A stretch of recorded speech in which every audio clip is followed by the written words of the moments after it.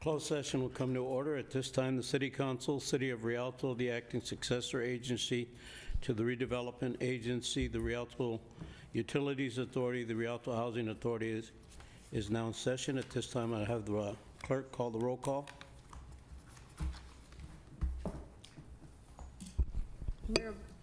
Mayor Baca, Present. Mayor Pro Tem Scott, Present. Councilmember Perez, Present. Councilmember Montoya, Present. Councilmember Caricellis, Present. City Attorney Eric Bell, Present. City Manager Tanya Williams. Present. Thank you. All members present and accounted for. At this time, I'll call on the city attorney to go over some of the items that will be discussed in closed session. Thank you, Mayor. We have three primary items on the agenda for today. The first is a conference with legal counsel with regard to 4 items of existing litigation. 3 of those are all related, and those 3 items that are the second, third, and fourth items are also related to item 2, which is a conference with your real property negotiator. Your third primary item is a conference with legal counsel with regard to 1 item of anticipated litigation to discuss the results of the mediation that we recently had with Newland, Lewis Hillwood, and the City of Rialto. That concludes the report. Thank you. Thank you. Is there any comments from the public? Seeing none. Any members wish to say anything at this point? If not, do I hear a motion to close? So moved. Motion's been made to close session. Motion's been made by Carla Perez, seconded by Edward Montoya. All those in favor signify by saying aye. Aye. Aye. Any opposition? Hearing none from 3, and 2 I didn't hear, but that's okay. I think we all assume it's a closed session. All 5. You're going into closed session now, right? Right. Oh, okay. I was just kidding. Oh, okay.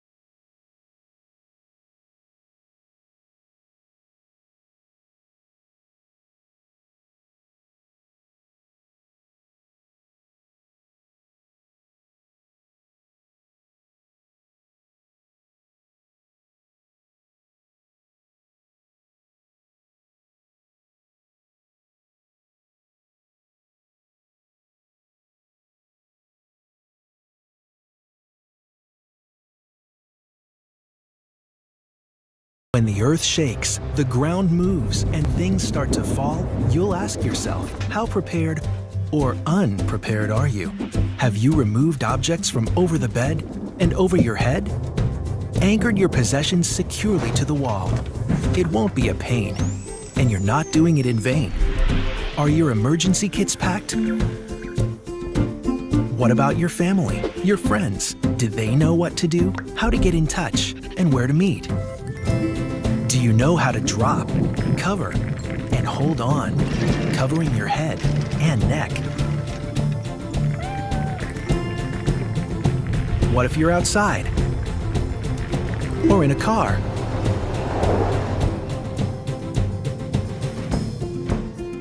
After the shaking stops, look around. Figure out what to do. Stay away from damaged areas. Turn on a radio. Reach out for help. And if you're trapped, do not move about. Stay calm. Only shout as a last resort. Once everything and everyone is safe, get prepared. An aftershock could be on its way. So before the earth shakes, the ground moves, and things start to fall, get prepared. Make a plan. Practice what you know, because an earthquake can happen anytime, anywhere. You never know.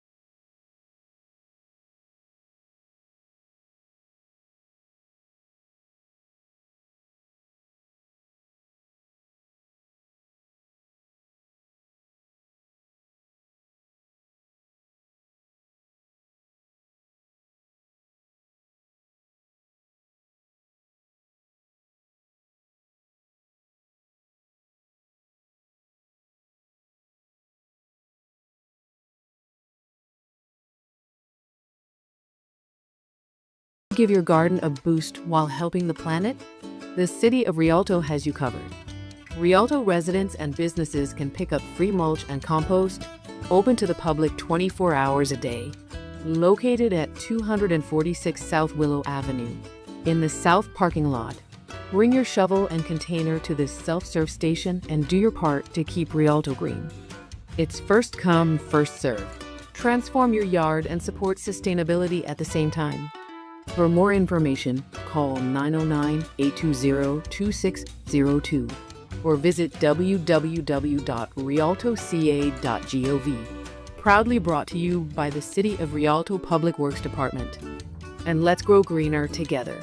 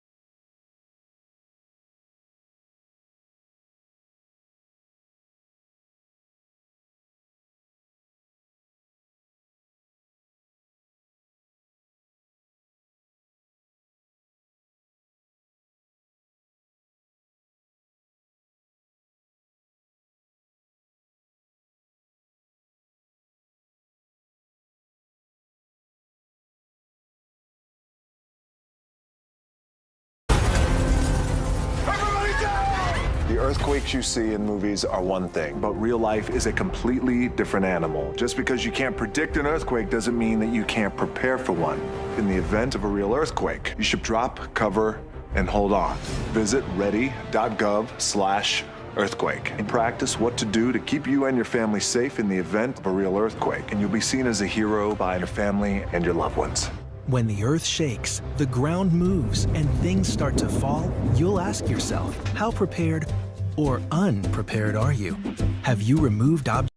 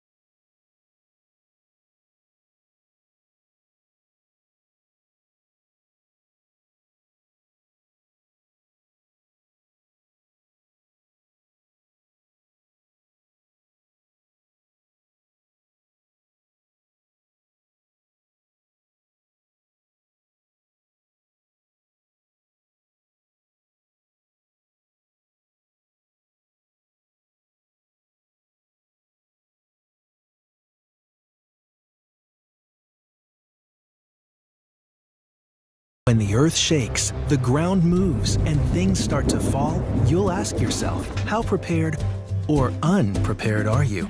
Have you removed objects from over the bed and over your head? Anchored your possessions securely to the wall.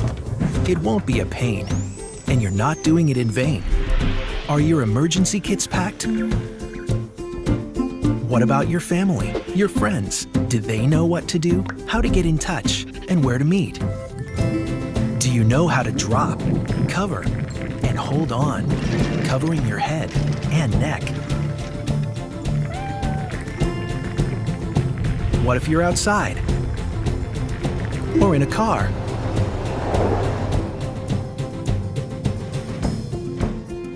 After the shaking stops, look around. Figure out what to do. Stay away from damaged areas. Turn on a radio. Reach out for help. And if you're trapped, do not move about. Stay calm. Only shout as a last resort. Once everything and everyone is safe, get prepared. An aftershock could be on its way. So before the earth shakes, the ground moves, and things start to fall, get prepared. Make a plan. Practice what you know, because an earthquake can happen anytime, anywhere. You never know.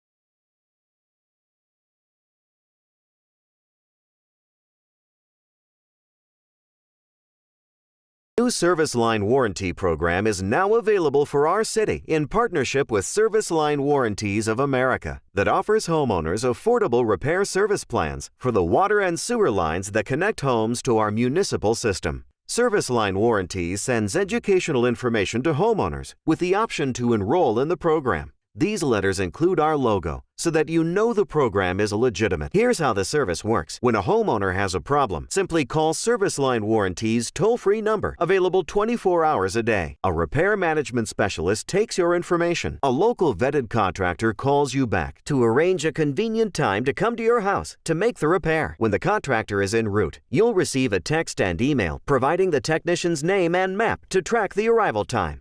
The licensed and qualified contractor fixes the problem on your property, and once the repairs are complete, the contractor is on their way, and Service Line Warranties pays them for the covered repairs.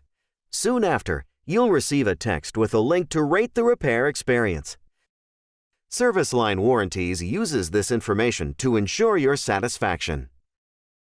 The optional Service Line Warranty program is a benefit available to our homeowners. Service Line Warranties, protecting homeowners from the expense and inconvenience of emergency home repairs.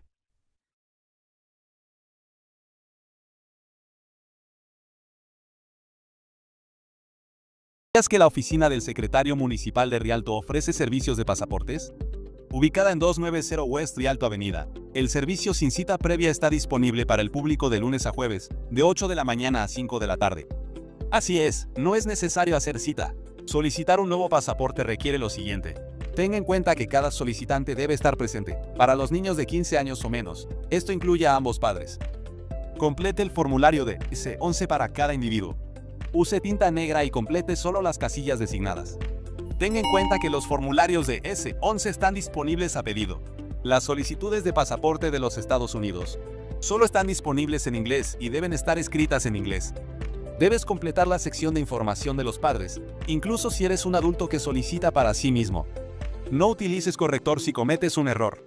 Y no firme la solicitud hasta que se lo indique el agente de aceptación. Cada solicitante debe tener evidencia de su ciudadanía estadounidense. Los documentos aceptados incluyen un certificado de nacimiento original o un certificado de naturalización. Esto se enviará junto con su solicitud y se le enviará por correo en una fecha posterior.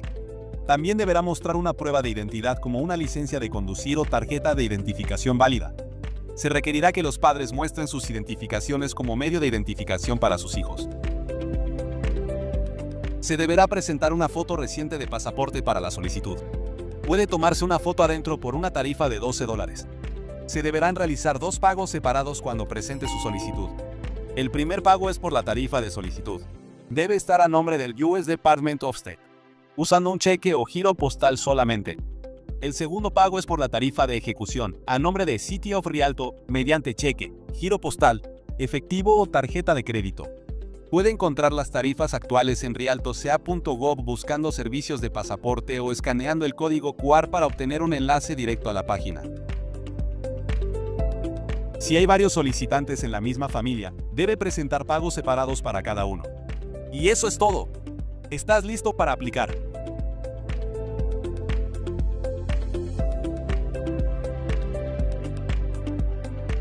Si está renovando su pasaporte, considere lo siguiente. Puede renovar su pasaporte por correo, solo si puede responder sí a estos 5 requisitos sobre su pasaporte actual. Número 1. Su pasaporte está en su poder para presentarlo junto con una solicitud de S-82. Número 2. Su pasaporte no presenta daños distintos al desgaste normal. Número 3. Su pasaporte fue emitido cuando tenía 16 años o más. Esto significa que los pasaportes de menores de edad no son elegibles. Número 4. Su pasaporte ha sido válido por 10 años. Y número 5. Su pasaporte fue emitido con su nombre actual o puede documentar su cambio de nombre. Si respondió no a alguna de las declaraciones, debe presentar la solicitud en persona. Si tiene que presentar la solicitud en persona, siga los pasos para obtener un nuevo pasaporte si cumple con los 5 requisitos. Puede renovar su pasaporte por correo enviando su pasaporte actual, el formulario 82, una foto de pasaporte reciente y su pago. Si tiene más preguntas sobre los servicios de pasaportes, comuníquese con la oficina del secretario municipal de Rialto al 909-820-2519. o visite la oficina ubicada en 290 West Rialto Avenida. El horario de atención de los servicios de pasaportes es de lunes a jueves, de 8 de la mañana a 5 de la tarde. Estamos aquí para servirle. Hola residentes de Rialto, tenemos noticias muy buenas justo a tiempo para la temporada de natación. Clases de natación en la piscina Tom Sawyer están ahora disponibles a un costo reducido gracias a una subvención de la Fundación LA84. A través de nuestro programa de becas acuáticas, la mayor parte del costo está cubierto, por lo que es más fácil de nunca para aprender a nadar. Los aplicantes deben tener entre 5 y 17 años para calificar. Las sesiones duran 2 semanas. Para inscribirse, visite la piscina Tom Sawyer y rellene la aplicación de becas. Pero no esperes, el espacio es limitado y las clases se llenan muy rápido. Consulta las fechas de inscripción para ver cuándo puedes inscribirte en la próxima sesión. La piscina Tom Sawyer ya está extendiendo el horario de las clases de natación, ofreciendo más clases de natación y la celebración de clases de 4 días a la semana, de lunes a jueves. Estamos aquí para ayudarle a chapotear con seguridad.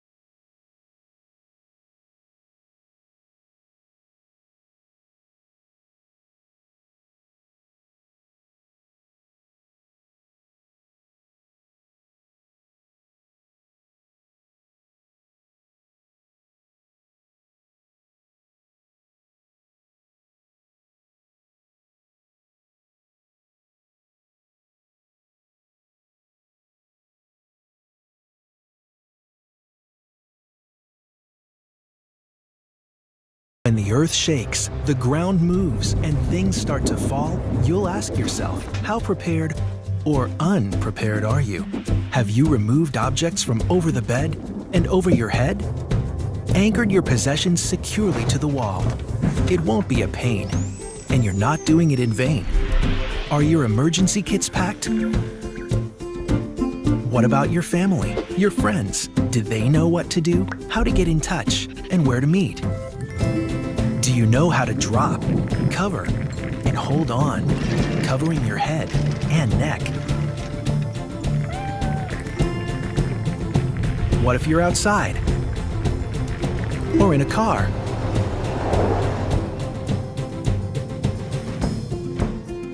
After the shaking stops, look around. Figure out what to do. Stay away from damaged areas. Turn on a radio. Reach out for help. And if you're trapped, do not move about. Stay calm. Only shout as a last resort. Once everything and everyone is safe, get prepared. An aftershock could be on its way.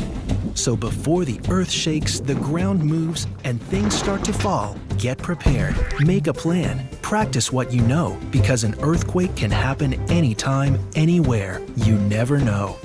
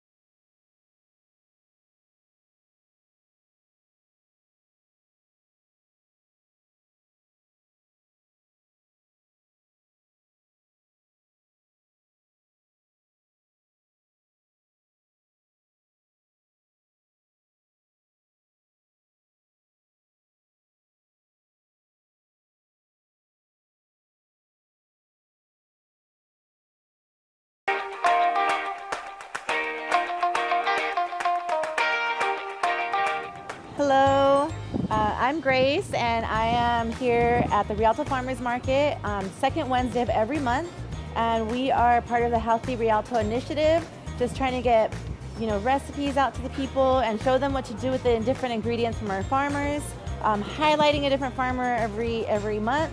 And yeah, we welcome you to join us at noon on the second Wednesday of every month. Come try out some recipes. Today we made a pesto pasta salad. We used dandelion and alfalfa and pumpkin seeds. And we also made a licuado, a smoothie. And in this we used nopales and pineapple. And one of our vendors makes sea moss. So we added some sea moss to that. So yeah, don't miss out. We'll be out here. Come join us.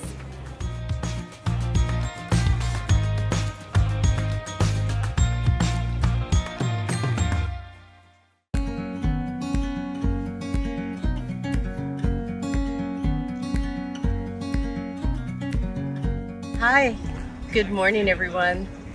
My name is Lynn Brown Summers, and I am a Master Gardener and Master Food Preserver with the County of San Bernardino.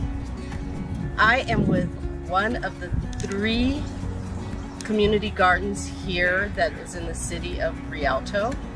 Here we teach free classes, we are stewards of the land, and we just would like to invite everyone to come out and learn a little bit about gardening and all the volunteer opportunities. So welcome to Rialto's Community Garden.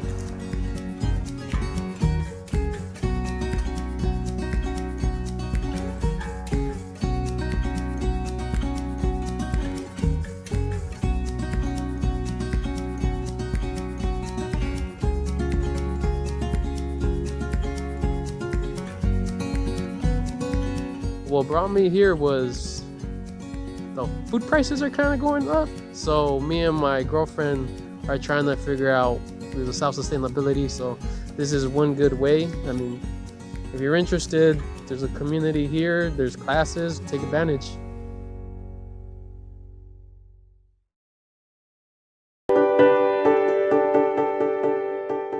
Throughout our daily lives, we encounter times where the equipment we use needs to be taken in for service or for upgrades, from system updates on our computers and phones to maintenance on our cars. During these periods of maintenance, the equipment is usually not available for use. The electrical system is no different. Occasionally, Southern California Edison needs to de-energize and take portions of the system offline so that crews can safely make repairs or upgrades. When Southern California Edison schedules maintenance, we will begin mailing out outage alerts 7 to 10 days before the outage to ensure that you have time to properly prepare. When you receive one of these maintenance outage notifications, here are some key things to pay attention to. Number 1, the outage number. If you have any questions about the outage or status of the outage, you can call SCE or visit our outage map at sce.com for more information. Number 2, the estimated start and end times. These times are estimates. We will try to reduce the length of the outage so the actual times may be different. Also, be sure to understand the times and the length of time of the outage, as some outages are conducted overnight. Number 3, the impacted address. This may seem obvious, but many customers have more than one location where they receive electricity. Number 4, resources and tips for how to prepare for an outage, including tips for electronic items and food safety. If you want to get even more time to prepare for an outage and to receive communications digitally, including updates if an outage is canceled or the restoration time is rescheduled, please log into or register your account at sce.com and select your desired notification preferences: email, text, or phone.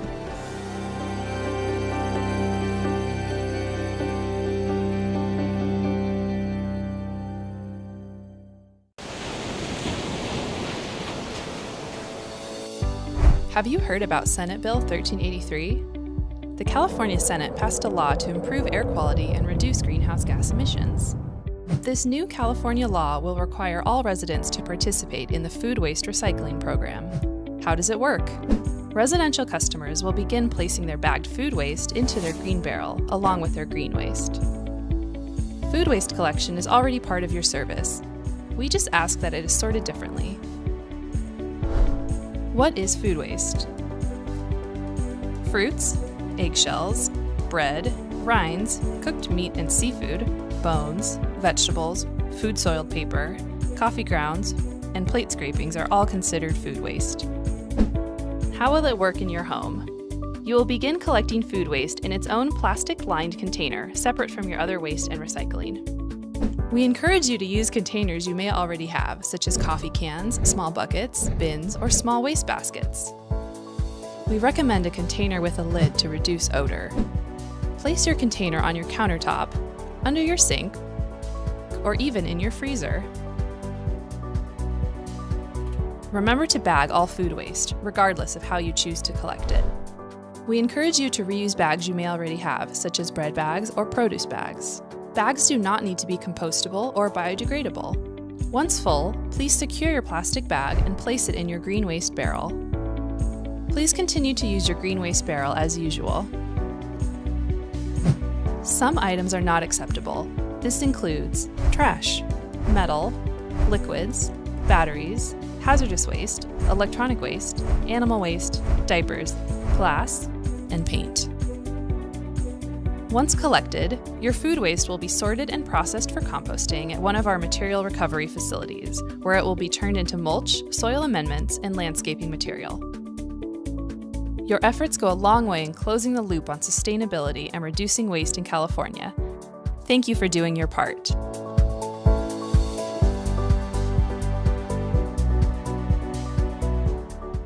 Exciting news for Rialto residents.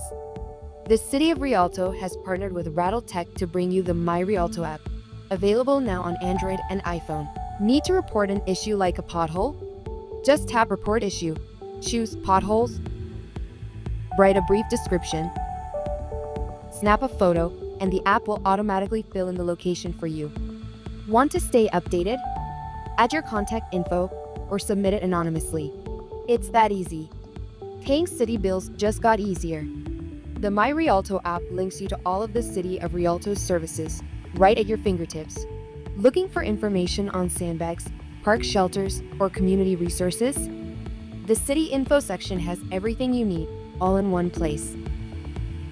And check out our newest feature, QR code scanning. If you see a City of Rialto QR code on city property, like near our beautiful drought-tolerant landscaping, just scan it with your camera or the app to learn more. Your city, your voice, your app. Download the My Rialto app today. Great Shakeout earthquake drills remind you to drop, cover, and hold on to protect yourself during an earthquake in most situations. Let's practice what to do if a sturdy desk or table is nearby. When you feel shaking, immediately drop down onto your hands and knees. An earthquake is less likely to knock you over in this position, and you're a smaller target for anything falling or flying. Then, cover your head with your arms. Clasp your hands around your neck, bend over to protect your vital organs. If you can move safely and a sturdy desk or table is nearby, keep one arm over your head as you crawl to additional shelter. Finally, hold on by gripping a table leg or other part of your shelter. Continue protecting your head and neck with your other arm. Remain on your knees and bent over, ready to move with your shelter when it shifts during the shaking. Close your eyes and mouth to protect against dust and debris. Remain in this position until the shaking stops. After the shaking is over, wait a moment and check all around and above you before getting up or leaving your shelter. Register at shakeout.org to practice earthquake safety with millions of people worldwide and to see videos showing what to do in a variety of situations.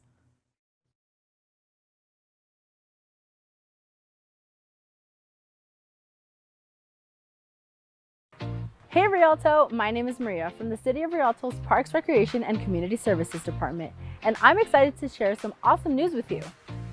We're thrilled to announce the completion of the resurfacing project at Rialto City Park, reinforcing our City Council's commitment to maintaining high-quality public spaces that meet the needs of our families. As a family-first community, we believe that well-maintained, safe, and accessible parks foster a stronger sense of togetherness and community pride. So, what's new? First, check out these bold, vibrant colors. Not only do they look amazing, but they're designed for better visibility and to bring energy and enthusiasm. These colors reflect our city's identity and our dedication to providing top-tier recreation and amenities. Plus, We've introduced Rialto's first ever pickleball courts. As part of the project, one of the tennis courts has been converted into 4 designated pickleball courts, giving our residents a fun new way to stay active. There's still more. We added our City of Rialto's Parks and Rec logo to the basketball courts and extended the fence between the pickleball and tennis courts to enhance the experience of our players. Interested in playing on the pickleball and tennis courts? Visit the Rialto Fitness and Aquatic Center for access. The basketball court is open for public use, so come in and shoot some hoops. We know that recreation plays a vital role in building a healthy and active community. That's why we continue to work towards keeping our parks, recreational facilities, and gathering places to a high standard that enhances the quality of life for our residents. This project was made possible by funding through department funds and the California Prop 68 per capita grant program. At the City of Rialto, we take pride in shaping a thriving and innovative recreational landscape, ensuring that our city keeps pace with growth while maintaining high standards our council desires and our residents deserve. We are committed to the future of Rialto, where families thrive, public spaces inspire, and recreation brings people together. We can't wait to see you at the courts. What do you think about the new courts? Awesome. Love the fiberglass backboard. And I was here the other day when they were painting it. So yeah, but I got to come with my son and shoot some hoop. It's impressive. You know, they did a great job with them. And the colors, I love the colors. They're so vibrant and welcoming. It's like you just want to come and buy a new basketball. I love them. Gets your attention right away, and it's very nice to see that the city's actually doing something for the park. It's a really nice upgrade. I like how you can raise a court, you can make it lower and higher for the littler kids. I like everything about it. I like the environment. I like how it's gated up for the kids. I like it. Shout out to Rialto. Y'all doing y'all big one. I think about the courts is fire, and thank you for our community. Nice. I think about the court is that I love it so much. This is every hooper's dream, and thank God for everything. Nice. Ooh. What do you think? You like them? Fire. Yeah, you fire? Yes. All right, Yeah, you guys want to shoot? Yeah, go. I'm gonna shoot a half court. Hey, I'm gonna shoot.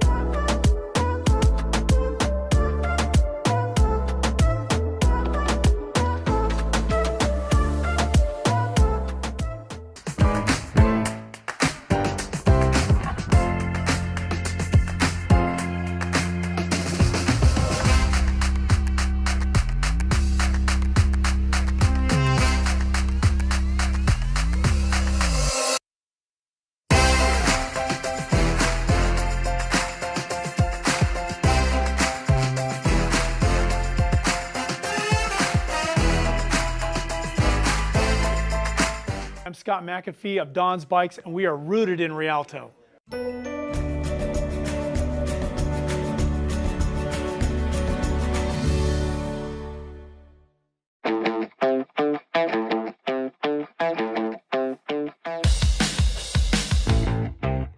The stores opened on April 1st, 1959, so 66 years ago, a long time, which is pretty wild. It was a little hole-in-the-wall store up the street at that point, and my dad pretty much ran it all by himself.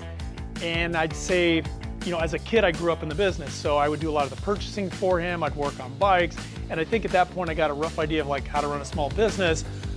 5 days after my 18th birthday, my father passed away. He was actually riding his bicycle home. He had a heart attack and passed away. So I became a small business owner at 18. It was not what I planned on doing for a living. I was actually in college at the time and was getting my degree in psychology. I wanted to be a counselor, ended up getting my master's in counseling. And but we decided to keep the business because it was generating an income, was getting me through school. So we thought, okay, let's keep this thing. And we ended up moving down here at this current location in the early 80s. We just ran out of room. So we made the big leap and kind of tripled our size. And I remember it was pretty scary at that point, like, wow, are we gonna be able to afford this rent? You know, will the business accommodate that? And sure enough, it did. And we continue to grow. I started hiring people to run the business, to help run it. We did several expansions at this location in Rialto. And then in 2012, we opened up our Redlands store, which is like 3 times the size of this place. And that took off like a rocket from day one. And here we are like 66 years later. It's one of those things, if my dad could see us now, he'd be blown away. Not only as far as the things we do, but just the depth and the difference of products that we offer now. Electric bikes are incredibly popular. We're actually selling electric motorcycles now, something I never thought I would be selling. We sell a lot of high-end carbon bikes that have electronic shifting. My bike has electronic shifting on it. We have entry-level bikes. I mean, if you want something for like 13 grand, we've got those. But if you're wanting more like an inexpensive bike just to commute back and forth to work, we do sell used bikes as well.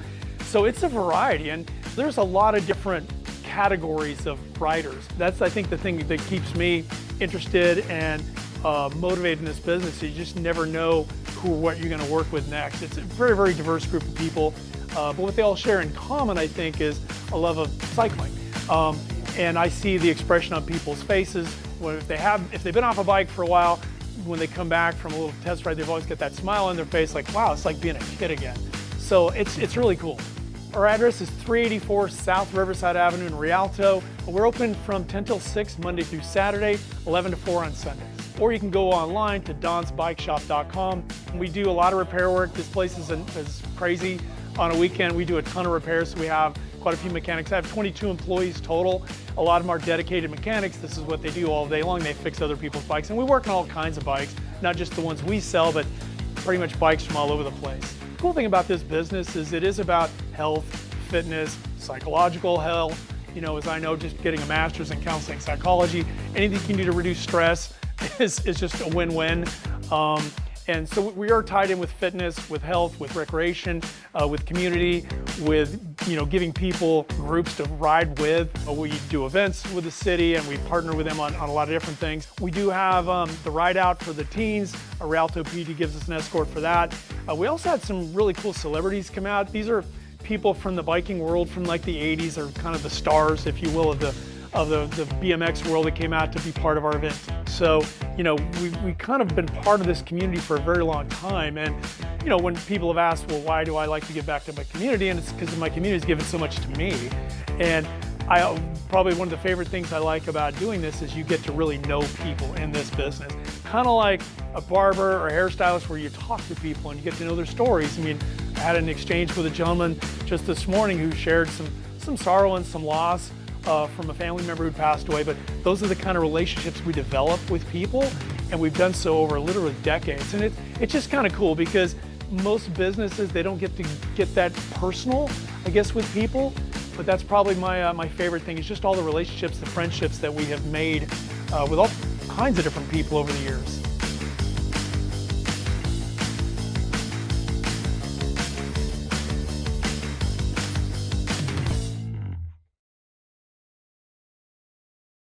The City of Rialto's upgraded permitting center is a seamless, user-friendly experience for permit applications, business license requests, and secure online payments. Designed for efficiency, transparency, and convenience, this platform is built to service residents, contractors, and city staff alike. Everything you need all in one place. Check out this introduction video to the new online permit center coming June 2nd. Welcome to Civic Access, the online customer access portal for the City of Rialto. This introduction will navigate you through the various online services and functions offered by the City of Rialto. As a guest visiting the site, you will be able to pay invoices, search for records, and view scheduled inspections. If you are a registered user, you will have access to see more information about your applications and records, and even apply for certain development applications.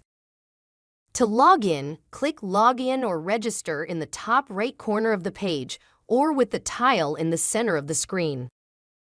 If you have not registered for Civic Access, please create an account prior to logging in. After successfully logging in, you will see additional tabs and functionality. The first tab is the Home page. This will bring you back to the main page again from wherever you are in the website. The next tab is the Apply tab. This is where you can apply for available online permit, plan, and business license applications. After clicking Apply, you will be automatically redirected to the city's decision engine, which is a guided application to help you find the correct permit, plan, or business license application to apply for. The next tab is the dashboard. In the dashboard, you will be able to see the progress of your permit and plan applications that you submitted to the city. You will also be able to view all of your inspections and their associated statuses. Your dashboard will also show your open invoices. You can make payments by adding them to your cart and making a payment with a credit card. If you have business licenses with the city, they will be listed at the bottom of the dashboard screen. My Work is another way to see all of your associated records in a list view. It is sectioned out into permits or plans, inspections, and invoices. If you applied for a permit or plan at City Hall, you should see the record in this screen. If you have difficulty finding a particular record, you are able to filter and sort your records. There is even an option to export your records into a Microsoft Excel file. Providing the correct email address and contact information on your application is essential to being able to see your records in the online portal. Please contact the city if you are not seeing your applications in the online portal. If you want to see scheduled inspections, click on the Today's Inspections tab. If you would like to see upcoming scheduled inspections or past scheduled inspections, simply change your desired date.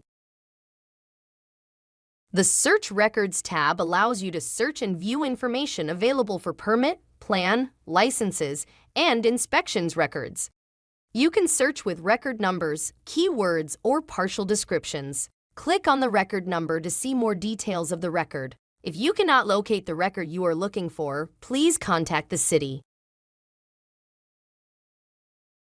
The last tab is the Help tab, which is where you most likely found this video. Along with this introduction video, there will be other instruction videos and help guides available to you. If you need additional assistance, please contact the city. Now that we have gone over all of the menu options, let's quickly go over the 6 tiles that you see on the home page. These offer you another way to quickly navigate the most frequently visited menu areas of Civic Access. This has been your introduction to Civic Access, the one-stop shop for development and permit application needs. If you need any additional assistance or information with Civic Access, please contact the city. Thanks for watching.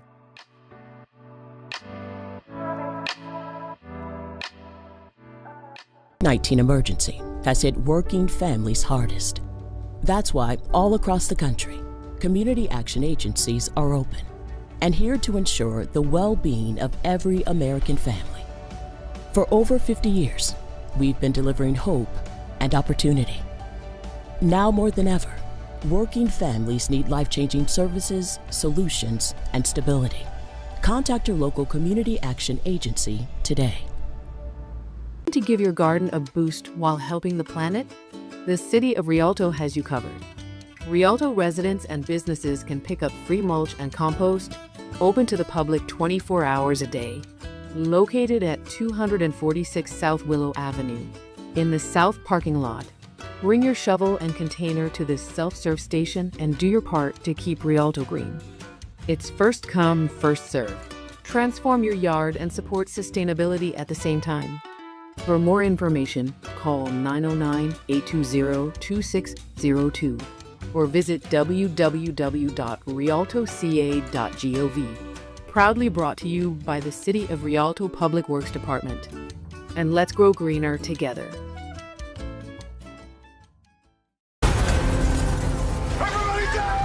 The earthquakes you see in movies are one thing, but real life is a completely different animal. Just because you can't predict an earthquake doesn't mean that you can't prepare for one. In the event of a real earthquake, you should drop, cover, and hold on. Visit ready.gov/earthquake and practice what to do to keep you and your family safe in the event of a real earthquake. And you'll be seen as a hero by your family and your loved ones.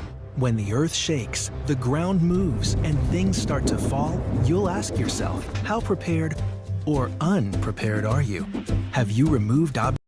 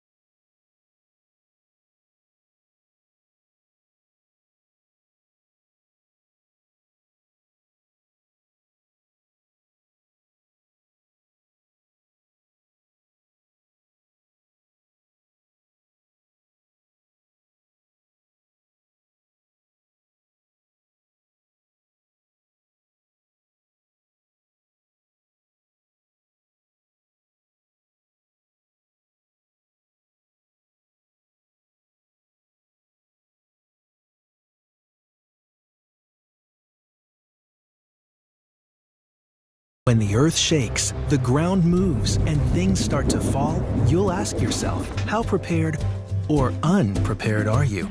Have you removed objects from over the bed and over your head?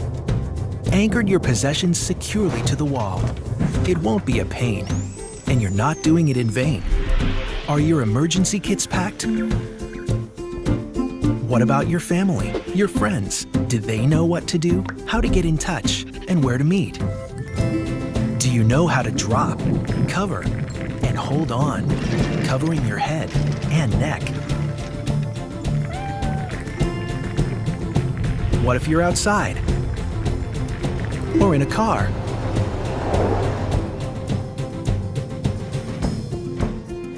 After the shaking stops, look around.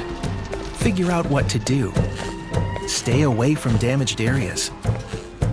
Turn on a radio. Reach out for help. And if you're trapped, do not move about. Stay calm. Only shout as a last resort. Once everything and everyone is safe, get prepared. An aftershock could be on its way. So before the earth shakes, the ground moves, and things start to fall, get prepared. Make a plan. Practice what you know, because an earthquake can happen anytime, anywhere. You never know.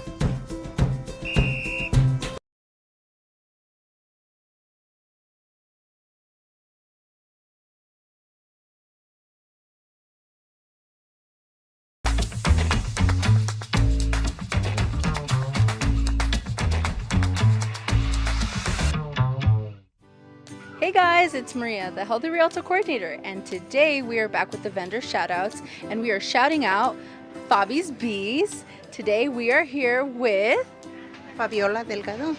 So today's interview is going to be in Spanish, but don't worry, for all of our non-Spanish speakers, we will be adding subtitles. So without further ado, let's begin.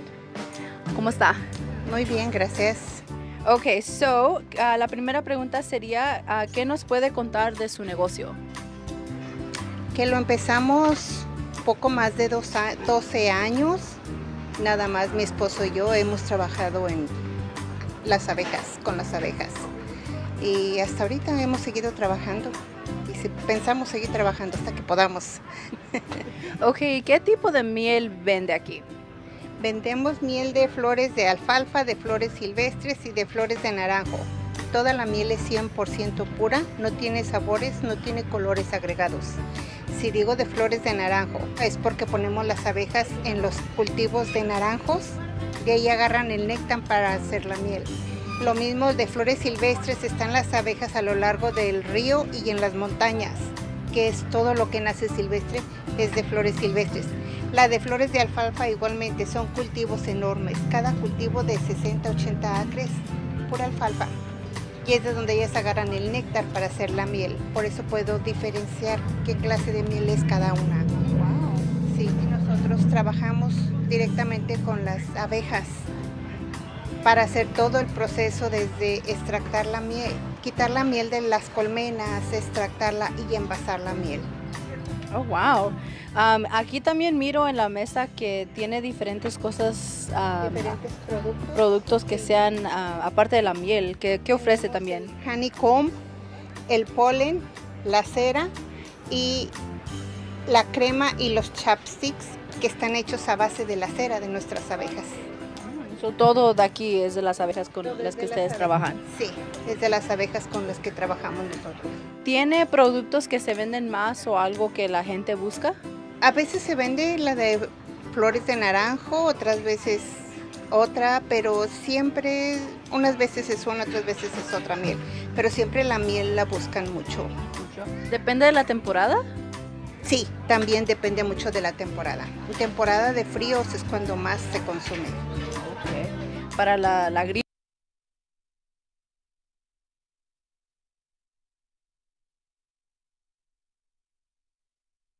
Meeting to order. The City Council, City of Rialto, the acting successor agency to the Redevelopment Agency, Rialto Utilities Authority, the Rialto Housing Authority will now come to order. Would the clerk please call the roll? Mayor Baca. Present. Mayor Pro Tem Scott. Present. Councilmember Carasalis. Present. Councilmember Perez. Present. Councilmember Montoya. Present. City Attorney Eric Vell. Present. City Manager Tanya Williams. Present. Also, Mayor and Mayor Pro Tem Council, I want to let the record reflect that the City Treasurer will be absent. I think he's at a City Treasurer conference. Thank you. With that, all members present and accounted for. At this time, we'll stand up for the Pledge of Allegiance that will be led by Council Member Edward Montoya. Everyone face the flag, hand over your heart. Begin. I pledge allegiance to the flag of the United States of America and to the republic for which it stands, one nation, under God, indivisible, with liberty and justice for all. If you can remain standing at this time, we'll have the invocation that will be led by Pastor Scott Hart from the Calvary Chapel. Heavenly Father, we thank you, Lord, for all of your mighty works that you have done for us, Lord. We give you praise and we lift up your name. We thank you that you are a good and gracious God. And today we thank you for the death, burial, and resurrection of your Son, Jesus, who has delivered us from our sin and who has opened the way to your throne that you would receive our prayers, our petition, and our praise. Father, we thank you for our city council, Lord. We thank you for all of our elected officials. And Father, we would pray that you would grant these leaders the ability to act with wisdom and foresight, that they would seek your guidance in all their decisions, Lord. And Father, we pray your blessing upon our community. We pray for your peace and prosperity for our citizens. We pray for the health and safety of our law enforcement, our emergency responders. And Father, as our council gathers today, we ask for your spirit of unity to be present. Help us set aside any personal agendas, Lord, or differences, and that we may work together, Lord, in harmony for the welfare of our city. Lord, we thank you. We pray for your guidance now as the council engages in its discussions, as it makes decisions. We pray that you will grant the members wisdom and guidance as they deliberate on the agenda items before them. And we pray that every decision be righteous in your sight for the benefit of the citizenry and to your glory. And it's in Jesus' name we pray. Amen. Amen. Thank you. You may be seated.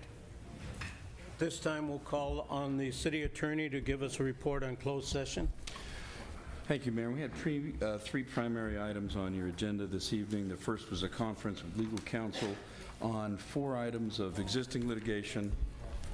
You did have a report from the city attorney and gave direction on all of those. There was no other reportable action. There was 1 item of real property negotiations. You heard a report from the city attorney and from the Director of Community Development Services. You gave direction. There was no other reportable action on that. And then finally, you had 1 item of anticipated litigation. That was an update on the mediation. You gave direction to legal counsel. And that concludes our report. Thank you. Thank you very much. At this time, then, we'll move on to presentations and proclamations. We'll start off with the first one, which is recognizing the Rialto girls softball team AU division. And I will get up there, and then later on I'll call all the council members to come up front and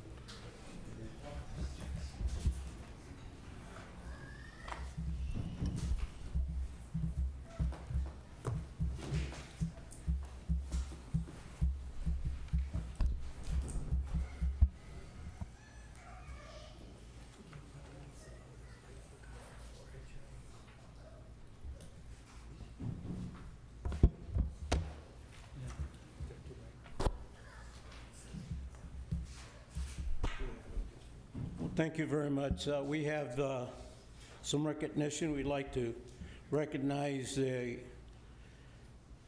Rialto Girls AU Softball Desperado team.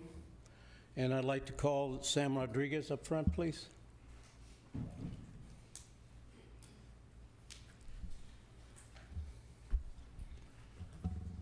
Sam, we also have certificates for all of the girls that are present right now, and boys.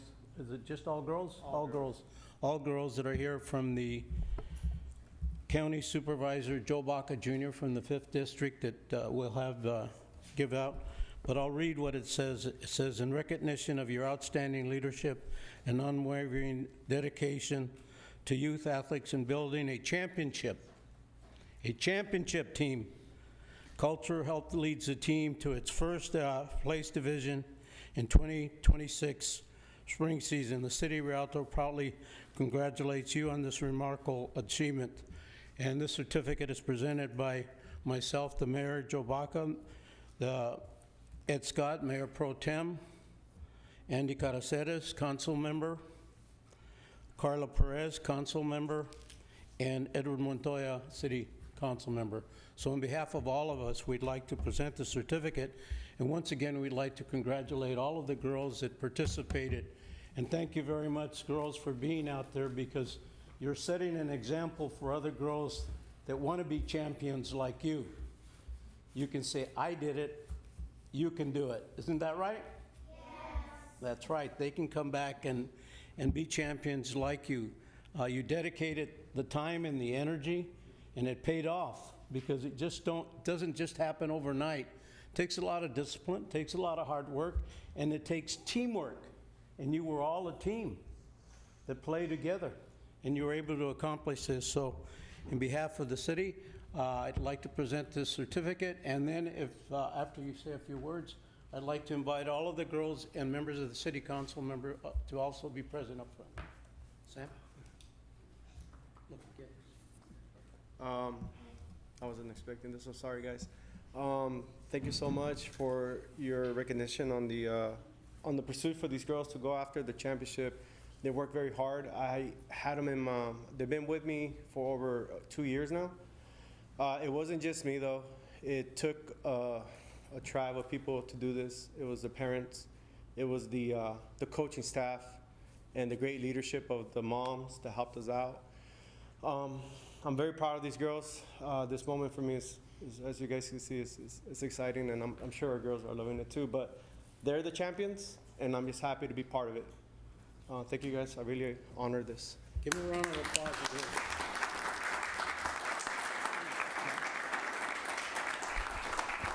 If we can have all of the girls come up front and the coaches up front right here, and we're going to take a photo with all of us. Get my phone. It's underneath the. And the city council members could please come up front. Well, right over here. Oh, here, come over. Right up front here.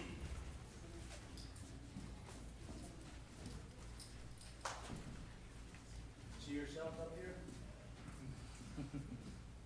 Give me 5.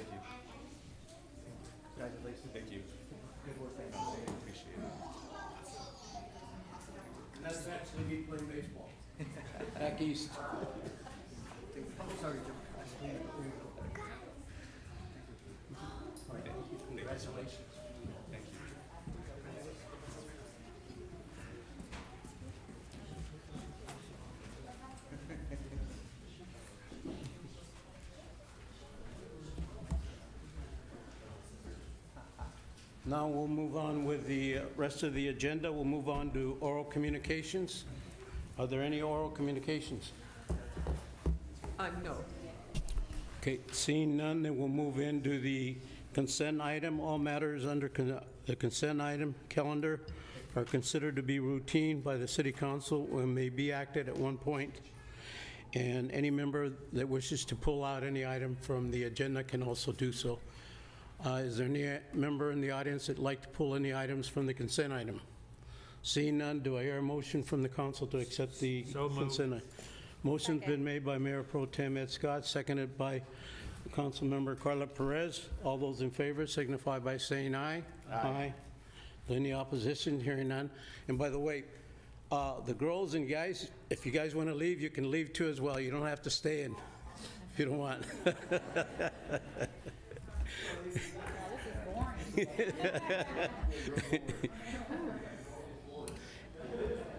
And thank you very much for representing the city of Rialto and being our champions. What if they wanted to see what was on the consent calendar? Tell the coach to take you to Dairy Queen. Put it on Ed's tab. Go to Handles. You have ice cream, don't you? With that, then, since we've passed the consent item and voted on, now we'll move on to tab 1. Good evening, Mayor, members of City Council. Yaz Amrani, your Public Works Director. This is a public hearing that to adopt a resolution approving the engineer's report for levy assessment for our special districts, and will be presented by Mike Orona, Deputy Director for Maintenance and Facilities for Public Works. Mike. Good evening, Mayor, Mayor Pro Tem, and members of council. I will be providing you with a presentation highlighting the details of the engineering report. So there we go.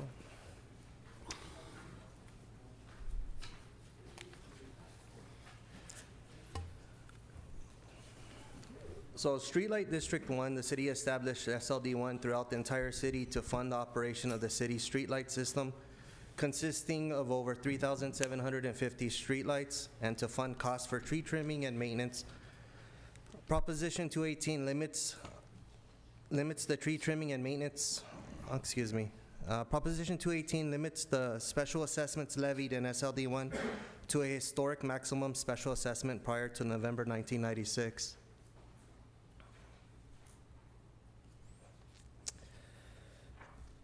SLD rates. Assessments of parcels depend on their classification as residential or commercial, or whether or not they are vacant or developed. For residential, a land benefit factor of 818 per acre applies with a minimum assessment of $2.05, and a development factor of $24.03 applies to each residential parcel. The maximum special assessment for a typical residential parcel is $26.08 and cannot be increased without prior voter approval. Non-residential properties include commercial, professional, office, and industrial uses. The city applies an assessment formula similar to residential properties. The maximum special assessment for a typical commercial parcel is $56.18. The minimum assessment is $4.09. SLD1 budget summary. In previous years, SLD1 has faced budgetary challenges, operating at a deficit and relying on the general fund to absorb the excess expenses. Staff projections estimate that the maximum collection for SLD1 will reach about $872,323. However, the anticipated expenditures for fiscal year 26-27 are approximately $1.4 million, resulting in a project budget deficit of $535,771.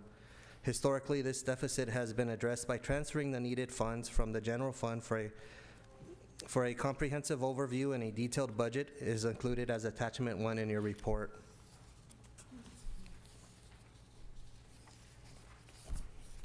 Moving on to LMD1.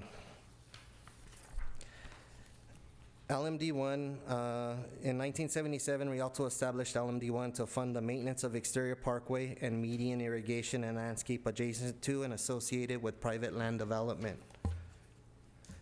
LMD1 is comprised of 3 zones: residential with no trees, residential with trees, and non-residential multifamily. Each zone has an independent maximum special assessment, which is listed in your report.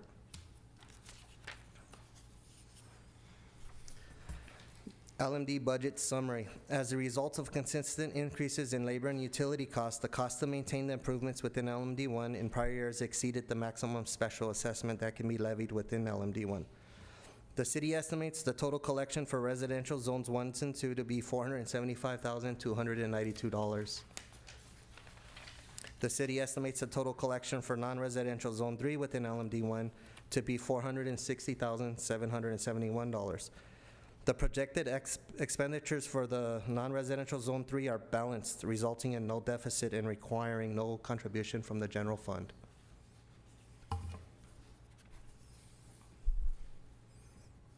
The engineering report for LMD1 provides a full discussion, and a detailed budget is included as attachment 2 for your report. LMD2, in January 2005, City Council established LMD2. The city currently maintains over 50 acres of landscaped area and over 180 streetlights within that LMD2. This slide provides a map of the current and future LLMD2 areas north of Foothill.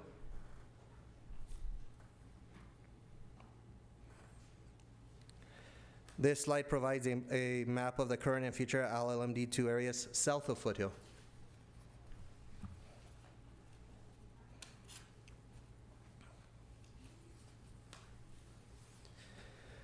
The LMD2 budget summary. The total estimated expenses for LLMD2s are approximately $1.1 million for zones 1 through 18. The maximum allowable assessment that may be levied is approximately 1.5. This results in no deficit, requiring no contribution from the general fund. Again, in Zone L, the total estimated expenses are $43,060 for Zone L. Of those expenses, $36,250 are considered a general benefit to the city as a whole and are not covered by the assessment. The maximum allowable assessment that may be levied is $24,153, but only $18,907 in assessments are needed to cover expenses, as well as a reserve fund collection. Staff is recommending that City Council defer any increase in special assessments at this time for all zones of benefit within LLMD2, except for Zone 2. There will be a proposed increase of 8 cents per EBU for Zone 2. Zone 2 includes parcels generally considered non-residential properties, commercial, industrial, and office buildings. The engineering report for LLMD2 provides a full discussion, and a detailed budget is included as attachment 3 and could be found on page 31. Implemented strategies to help drive the maintenance costs down. Use of in-house staff to conduct minor repairs and services, reducing maintenance costs. Reassessing of contracts, created competitive bid specifications for contracted maintenance services such as landscape, tree trimming, and streetlight maintenance. New and existing developments, we've had changes to the specifications for irrigation systems for the new developments. Conditional assessment of irrigation systems. We conducted a detailed inventory and performed the irrigation repairs to prevent water waste and utility usage. A utility consumption audit. We identified high-cost annexations, inventoried and repaired non-metered annexations that were operating on noise for improved management, and performed irrigation repairs to reduce water consumption. And then deficiency notices, holding contractors accountable for services, requiring contractors to replace dead plant material, and increasing staff inspection intervals, ensuring compliance within contracted services outlined in the work scopes. With the implementations of these improvements, we have successfully maintained the reduction in projected costs and expenses across LMDs for fiscal year 26-27.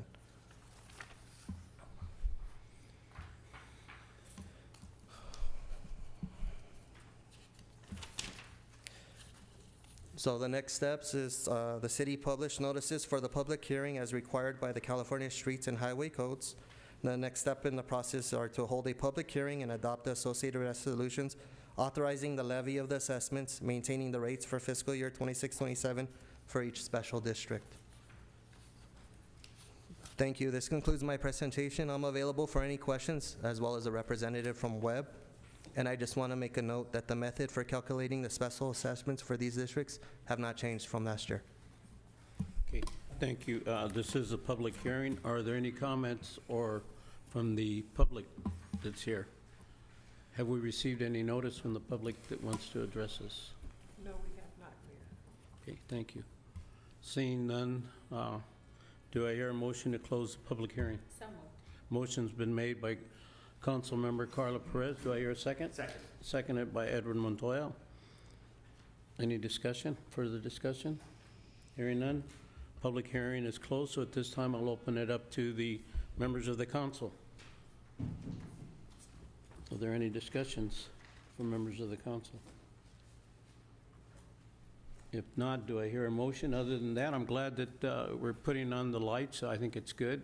And you mentioned at the beginning that was 350 some lights that we're going to be installed? So we maintain, let me get back to that note real quick, 3,750 street lights. Okay. Which is good for our city, so it makes it a lot safer in terms of the lights that are going to be put on. So, hearing. Motion to adopt resolution number 8521, resolution number 8522, and resolution number 8523. Okay, motion's been made. Do I hear a second? Second. Seconded by Councilmember Edwin Montoya. The original motion was made by Councilwoman Carla Perez. Any other discussion? Hearing none, all those in favor signify by saying aye. Aye. Aye. Seeing none, motion carries. Thank you. Congratulations. Thank you. Good night. We'll move on to tab 2. Mayor, before we move on, actually, I'm sorry, but I would like for the motion, which is Councilman Perez, to read the resolutions and what they are, their title, since we are doing assessments and taxes.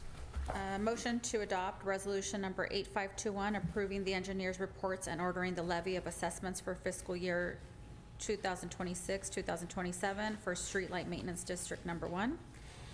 Resolution number 8522, approving the engineer's reports and ordering the levy of assessments for fiscal year 2026-2027 for Landscape Maintenance District Number 1. And resolution number 8523, approving the engineer's reports and ordering the levy of assessments for fiscal year 2026-2027 for Landscaping and Lighting District Number 2.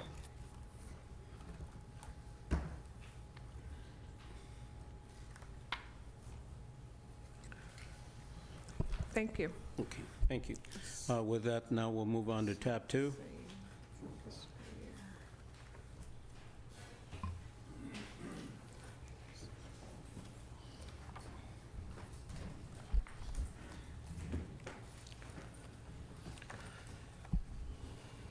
All right.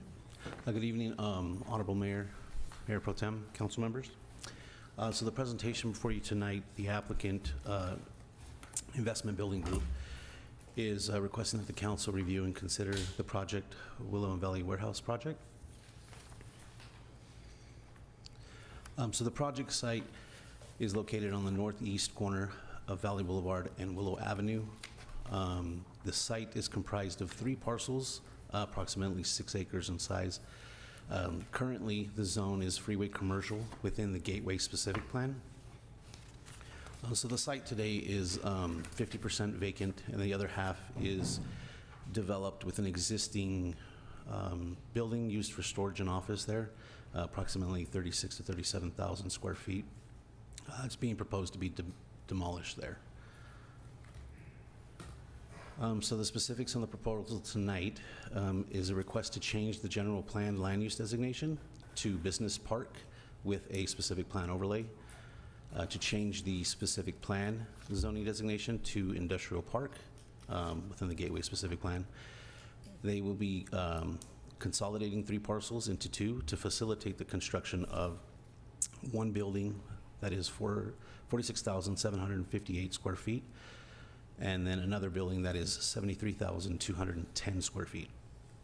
Both buildings will be able to accommodate various storage and distribution uses.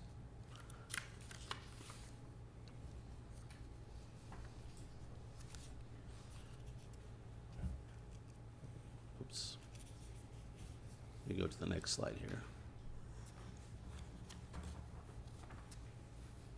There we go. Oh, there you go. Had a little delay there. Back this up here.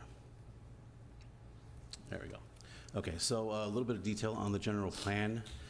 As you can see, the exhibits on the left, currently the project site has an existing designation of land use is commercial, general commercial with a specific plan overlay. And on the right, the applicant's proposal to change the project site to a business park with the specific plan overlay. The next slide has the detail on the specific plan amendment being requested. Again, the project site today has a freeway commercial zoning designation within the general or the gateway, and the proposal is to move that over to a industrial park or IP zone.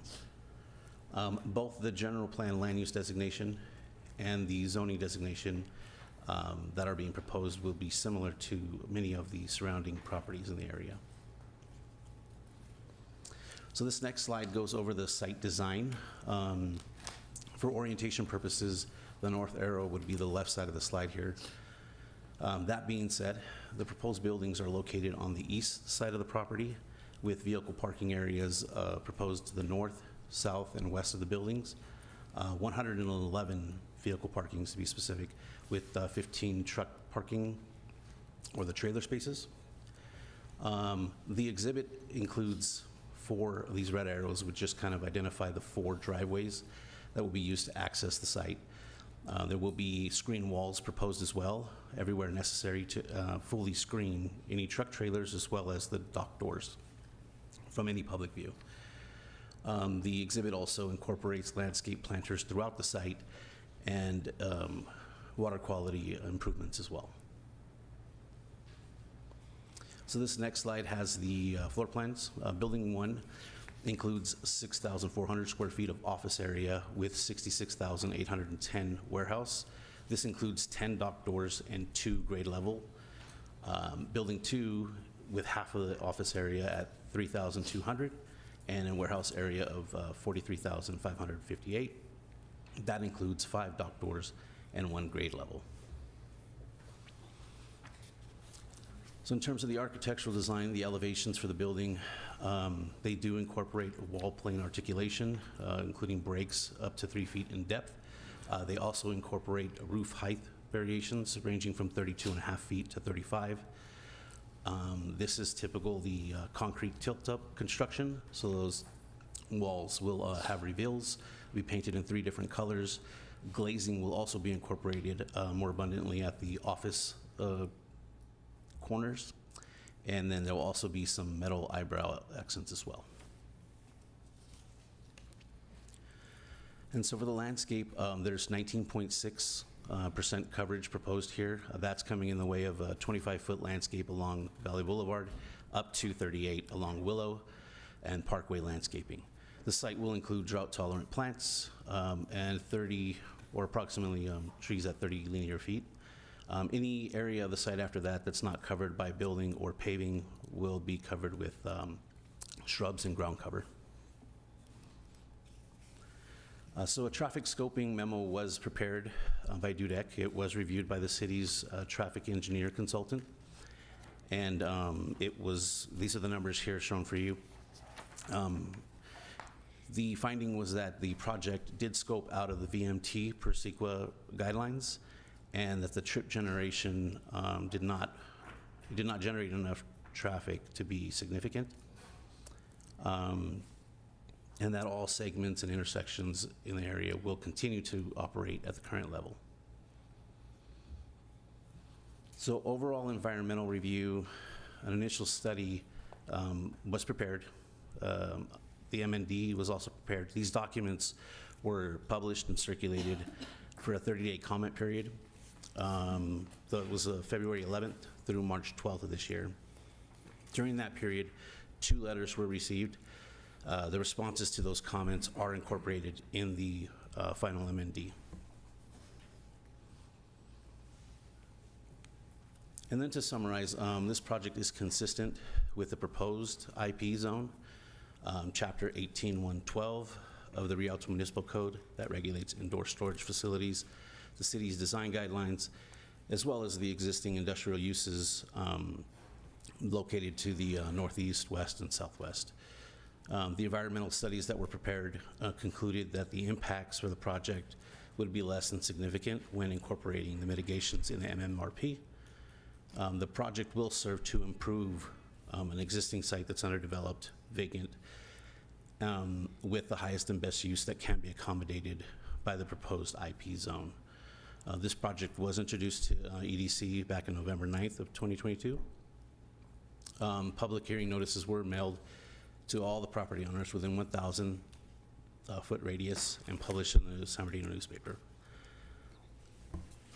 On that, I just kind of wanted to also note that as of 24 hours ago, I guess yesterday afternoon, staff did receive an email letter, and I believe a copy of that has been provided for council as well.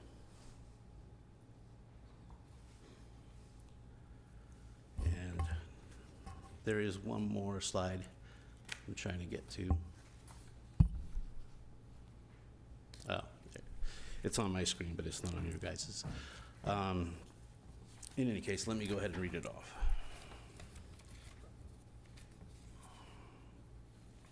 Oh, it's still not there.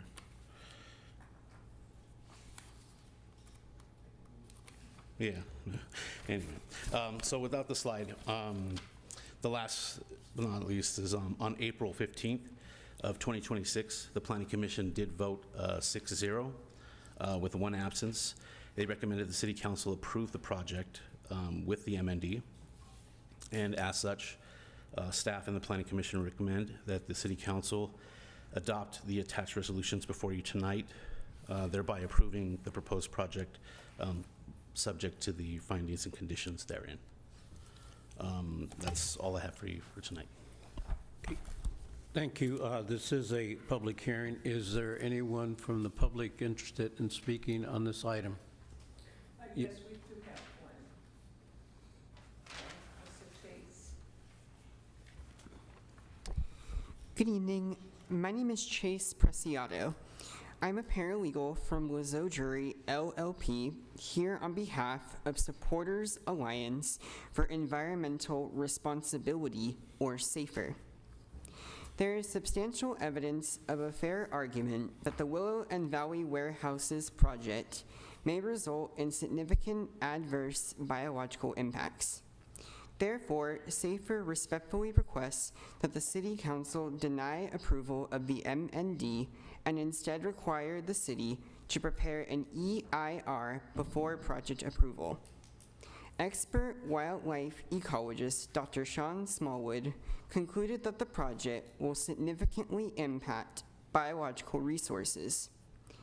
First, he found that the city failed to fully account for the diversity of species that use the project site as habitat, including at least 2 special status species. The city also omitted any comparative context to interpret its wildlife survey results and relied on a flawed literature review. Thus, the city's description of the project's environmental setting is inadequate. The city must prepare an EIR to properly characterize the wildlife community at the project site. Second, Dr. Smallwood found that the project will severely impact wildlife through habitat loss, interference with wildlife movement, and mortality from project-generated traffic. Moreover, the city's cumulative impacts analysis is deficient because it falsely assumes that impacts mitigated at the project level will not be cumulatively considerable. An EIR is required to properly address these adverse impacts and analyze the project's incremental impacts in relation to other past, present, or future projects. Third, Dr. Smallwood found that the city's proposed mitigation measures are insufficient to reduce the project's biological impacts. Dr. Smallwood instead suggests multiple other measures to reduce the project's significant impacts more effectively, including compensatory habitat protection, compensatory mitigation for traffic mortality, donations to wildlife rehabilitation facilities, and native plant landscaping. The city must prepare an EIR to incorporate these measures. For the reasons discussed here and in SAFER's written comments, SAFER again asks that you deny approval of the MND and instead require the city to prepare an EIR. Thank you. Thank you. Are there any other individuals or anyone else has requested to speak on this item? Okay. Someone in the back there. Should the applicant? This is a public hearing on this item. Now would be the time to speak. Now is a good time to speak.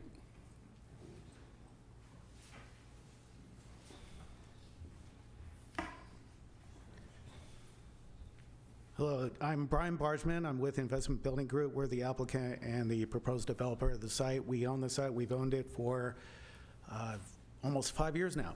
And we believe we've gone through the process completely above board and with complete transparency and within all the obligations that we're required to do. We're interested in following through with this investment. I do have one of our representatives from DUDEC here. The letter that we received last night, we don't know what that's about, honestly, but we're willing to kind of look into some things, maybe solve it privately, whatever. But I think we ought to give you an idea of how we would respond to this sort of thing. So if you would allow. Sure. Okay, thank you. Good evening, Council. My name is Chelsea Onesha, and I'm with DUDEC. We prepared the ISMND, and we also did the biological surveys for the project. I don't want to get too into the weeds. We could do that privately, but I can give an overarching kind of response to the speech that was just given. So as you can see from the project site, the site is highly disturbed. There is no surrounding other habitat around it. It's surrounded by I-10 and the rail tracks. In terms of the two special status species that were in the letter, one of them was double-crested cormorant, and CFW only considers nesting colonies to be sensitive, and there are no nesting colonies on our site. The other species was Cooper's hawk, which is not listed. It's not a CDFW species of special concern. We did our standard surveys like all of our projects, and we did come up with the conclusion that there were no significant unavoidable impacts, and we do include mitigation that is standard with these types of projects in the ISMND. Are there any specific questions I can answer? It's now for a public hearing at this point, so we're allowing the public, and then later on when the council takes action on it, we may ask you some questions. Okay, I'm here. Thank you. Are there any others? Clerk? No, I only had one to fill out, and they have spoken, but if you want to call anyone from the audience, I don't have that in front of me.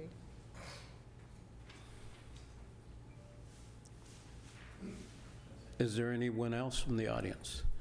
Motion to close the public hearing. Okay, motion's been made to close the public hearing by Carla Perez, seconded by Councilmember Edward Montoya. All those in favor signify by saying aye. Aye. Aye. Okay, any opposition? Hearing none. Motion carries. At this time, then we'll move it on for discussion by members of the council. Do we have any members of the council that would like to address that? Mayor Pro Tem Ed Scott. I have a couple of questions. Mr. Rosa, Yes, sir. the subject location at one time, approximately half the property, was a former FedEx facility which had a retail store in the front of it and warehousing in the back of it. Is that not correct? That's correct. And you described this project as warehousing, but in actuality, it's probably more likely to be some type of distribution with potentially a point-of-sale facility? Yeah, the FedEx. Because of the size of them, it's Yeah. not really going to be a warehouse. Yes. I mean, yeah, before The likelihood it could be a point-of-sale facility. Yes. Correct? It could be. And I'm curious as to when this document arrived at the city. It was around 3:30 p.m. yesterday. Yesterday. Yes. And when was it sent out to the city council? I believe it was forwarded to city clerk. It was later that afternoon, but it was yesterday as well. Yesterday, okay. Yeah. We received it today about 5 o'clock. So do you have any more specific comments about this document? I know. Mr. Vell, have you reviewed the document?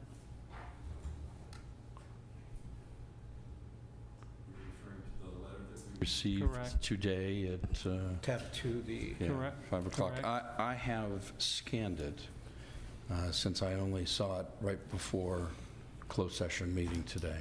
It did seem to me that the primary argument was a pro forma argument about the reason that the ER should be done based on the migration of animals.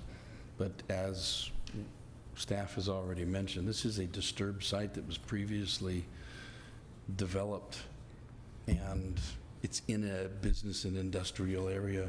I haven't seen any indication that there are actually any listed or other protected species on the site. And from what I can tell, the person who did the site only did a peripheral site survey. Okay, and the rest of the site, Mr. Rosa, I believe there's a cell tower either on it or very near to it. Yes. And was there anything else on that site prior? No, just the former FedEx. So we have no records of anything ever being on the rest of that property? No, what street improvements you see along Willow were prepared when the Walmart came in, but the rest of the site was vacant. Well, where the current Walmart is and fire station, there was a previous steel Correct. fabricator on that property, so there's never been anything else on the rest of this property? That is correct, sir. Okay. And is the cell tower part of that property? No, there's two, actually. One's to the north in a little triangular portion that's not included in this site. And then there is another, not on this site as well, but it's in the self-storage facility. So neither of those are part of this project. Okay, and do we know if there's any known species or anything on that vacant property? No, I mean, the wireless facilities themselves are disturbed, at least the one at the self-storage. And then the one to the north is also partially developed, but there's no known there. So what was the basis of doing a mitigated negative declaration versus requiring any kind of an EIR? I'm sorry, you repeat that? What is the basis of doing a negative declaration, mitigated negative declaration versus an EIR? Yeah, I can provide an answer for you on that. When the Daniel Casey, Community Development Manager. When the project was first submitted to the Planning Division, one of the very first steps is to determine what the environmental determination of this project will be, whether it meets a criteria for an exemption, and if not, then we go into the initial study. So staff reviewed the proposal. The project as proposed does not meet the criteria for a California Environmental Quality Act exemption. Subsequently, the applicant engaged DUDEC to prepare an initial study. That initial study was reviewed by the Planning Division.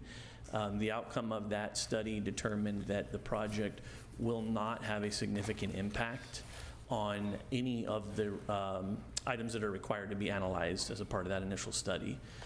So as a result of having no boxes checked in that initial study, potentially significant, it does not qualify for an EIR. Okay, and based on that, the Planning Commission voted 6-0 to approve the project? That's correct. Thank you. That's all the questions. Any other questions? If not, I have a couple of questions that I'd like to ask. And one along the lines is that why didn't this group go to the Planning Commission and file their complaint about whether we should do an EIR, which was never done? I'm just curious in terms of, that particular date. Are they here? No, they're gone, I think. Is he back there? why didn't, yes, are you there? Why didn't you go to the Planning Commission and, file this complaint that you originally submitted that we just got later on this afternoon, but yet was given yesterday in reference to an ERR, and then on the endangered species, so this way it would have been able to assess and evaluate if there were any endangered species in that property? I don't have an answer to that right now. I can get you a response after the meeting in writing with that information. Well, yeah, because it's difficult. We're here trying to make a decision, and we're looking at your report, and, we see a lot of pictures of endangered species, but it doesn't say specifically that they're in that place. So they could be anywhere, as far as the endangered species goes. And I'm quite familiar with a lot of endangered species because I sat on a committee in Washington, D.C. as a congressman that looked over a lot of this. And when we looked at it, it had to be specifically in that area. And I just don't see it, or it's not been identified that there has been any in that particular area. And so it makes it very difficult for us to make any kind of a decision here that would endanger any of these species if they're there, but we don't know if they're there because they haven't been identified. And it would have been good if you had gone to the Planning Commission and submitted your report and then specifically identify what kind of endangered species are actually in that property, if there's any. And it seems like I don't hear anybody say that there was any based on, previously reports. So it makes it very difficult, in terms of making sound decisions, although we hear you and we care very much, in terms of compliance to make sure that we do have a ERR, and then we also care a lot, about the endangered species. They may be in that area, and if there was, do we need to create a habitat area, But right now, there seems to be none that I can see, unless one of the other council members can identify an endangered species while you've driven right by there. Did you see an endangered species over there? Okay. Did you? No. So we haven't, seen an endangered species that have been in that area, and they haven't been identified. To the developer, then thank you very much. To the developer, I just have a couple of questions in reference to one of my concerns that I have, and I know, in building this, does it have a labor agreement? Will it be done by labor agreement? Well, we anticipate hiring. I know it's small, but it's still. I'm sorry? No, the square footage of it is not as large warehouse, but, yeah, it isn't. But the nature of concrete tilt-up warehouses these days is a large part of the elements become union labor. Is that what you're getting at? Right, labor agreement. Yeah, and those agreements are made by the general contractor with the labor union, and the ones that we normally use, so in other words, you're saying, yes, it will have a labor agreement? Probably, yes, but I don't do them. The general contractor will. And they told me they're very familiar with the people, and they're not concerned about it. Yeah. And I believe one of my council member asked the question in reference to, basically it would be a distribution center with sales being done out of that area. Is that correct? Yeah, very often these are industrial buildings, so they can be assembly, which brings in more employment that helps the general area. If they're distribution, they tend to have maybe fewer employees, but they do generate some sales tax.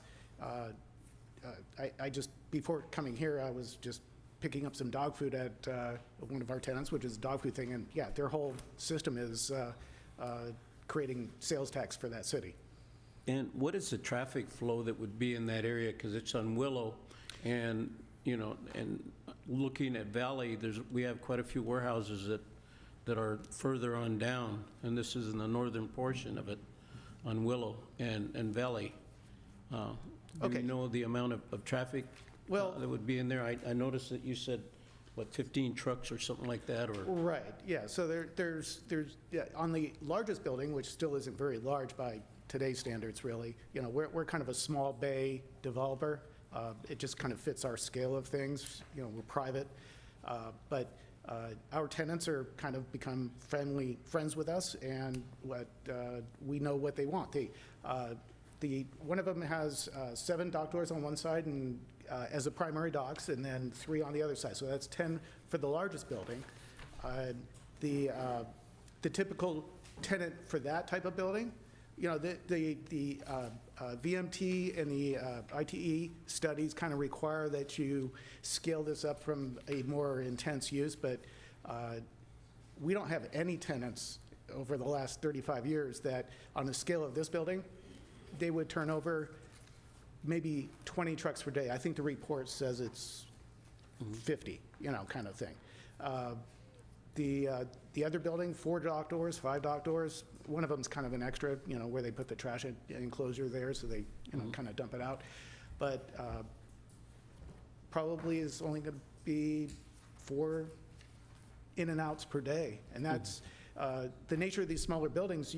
You can't unload these into these buildings that quick. It's not like an Amazon center where things are just high volume distribution. Okay, how long has this land been vacant? Well, the part that was originally a build-a-suit for Federal Express was built in 1989. I don't recall exactly when it was vacated, but it was in the early 2000s. It got occupied by or owned by a truck, a road transportation repair facility for many years. We bought it from them.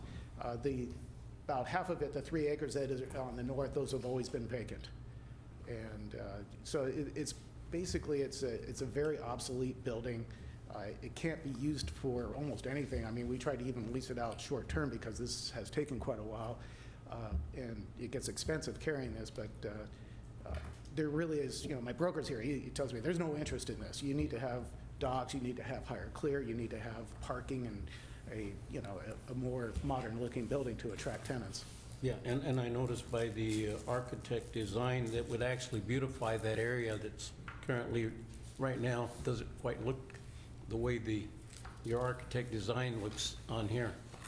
I think it's going to look better than that, honestly. And once the landscaping, it takes a few years to come in, but there's going to be more greenery there than now, wherever type of thing, for a migrating bird to come visit if they so choose. Okay. That's my opinion. Okay. Mayor Pro Tem Scott? I think the trucking business moved out of that about 3 years ago, maybe. Is that not correct? Yes. They stayed a year after we bought it. Yeah, right. So it's been vacant for 3 years. It really is a problem because it gets broken into on a regular basis. People dump on it, vandalism, and we just would like to rehabilitate the whole corner there. And that's why, we have, from a traffic point of view, we've already donated our curb so that, the development across the way, which you can't miss when you look at the aerial, the large warehouse, they changed the traffic pattern for a truck lane turning up Willow. And all of our truck activity ends up on Willow, which kind of collects before it ends up, because there's new signals there already, the signals that would take the trucks out to the freeway, which is really where 100% of them are going to go. Okay, thank you. Edward Montoya? Yes, Mayor, thank you. My comments and questions are for the individual that came up for public comment, not yourself, back there. Stacy. What was your name again? My name is Chase Preciado. Okay, thank you. Where is Dr. Smallwood? He's not present at this hearing. He's not present. Well, his report is. So that confuses me because he has a lot to say, but not here to say it. So I'm concerned because there's a whole lot of stuff here that says there's birds and raccoons and all kinds of other stuffs, but if we look at the aerial photos of this location, we can see that this is probably not possible. So that concerns me that Dr. Smallwood wrote a report but did not show up for the meeting today. And I wanted to get that on record. Thank you. Is there any other discussion? If not, do I hear a motion? Mr. Mayor, I would also point out that the property directly where the, north of it, where the fire station is and where the new shopping center is, was very clearly looked at for many years for endangered species, and none were observed or located, and that was also vacant property adjoining this. I would move approval. Motion's been made by Mayor Pro Tem Scott, and he'll read what, seconded by Andy Caraceres, and we'll read the resolution.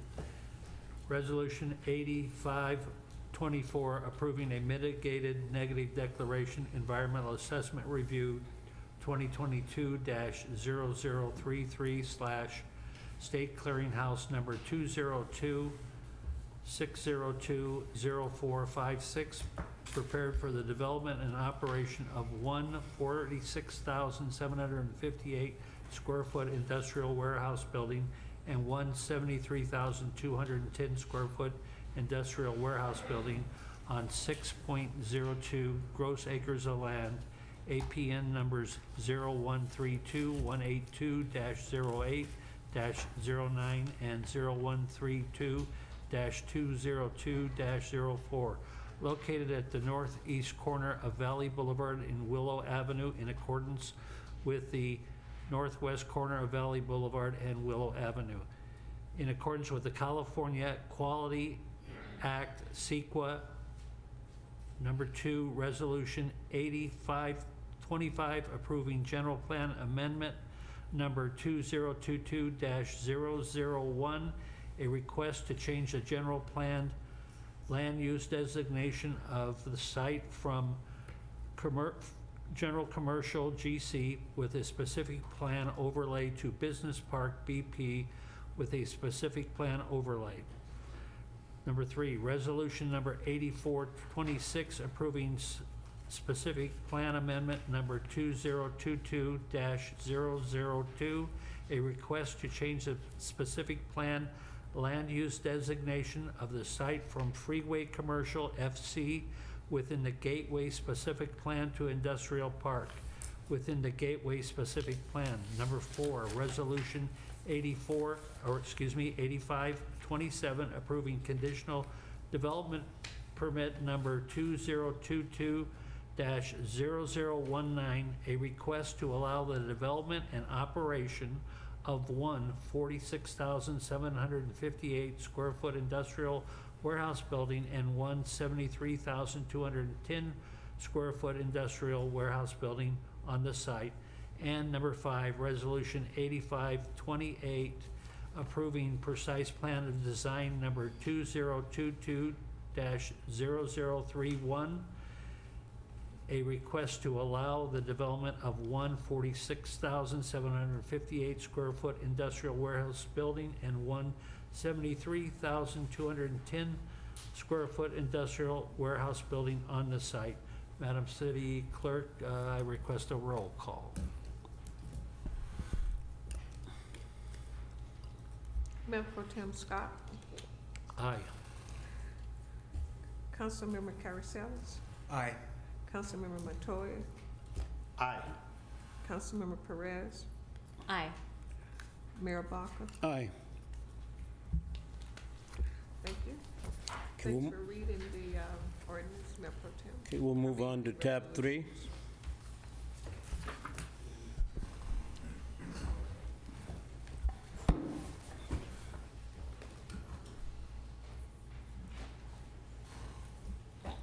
Hello, Mayor. Mayor Pro Tem and members of the council. Tab 3 is actually requesting council to approve 5 items. First of all, it's the budget resolution 8529, amending the 2025-2026 fiscal year budget. Number 2 is amendment to the development agreement to increase the guaranteed maximum price of what's commonly referred to as GMP in the amount of $7,861,852.43 for Phase 2 construction of the new police headquarters project with Griffin Structures LLC. Number 3 is to approve construction of the south parking lot expansion associated with the recently acquired parcel at 126 South Willow Avenue, commonly referred to as the mortuary, as part of the proposed GMP increase.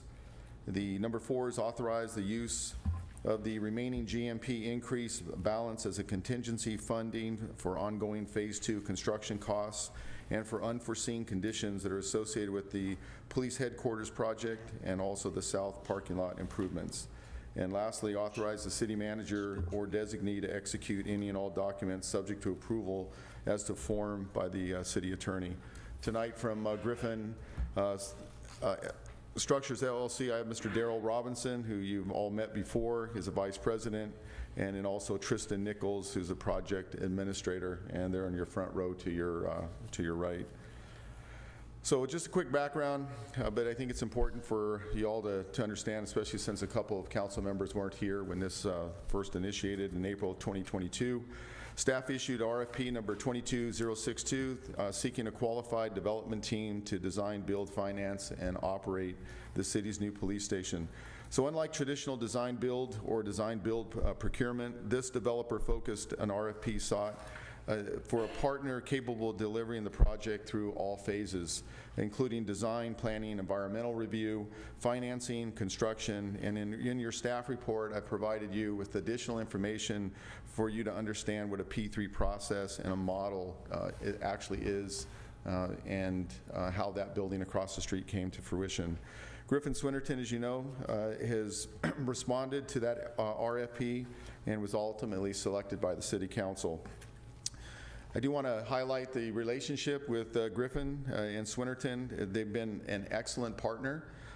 They've been delivering within timelines, and they have certainly built a superior project and within budget and the timeline.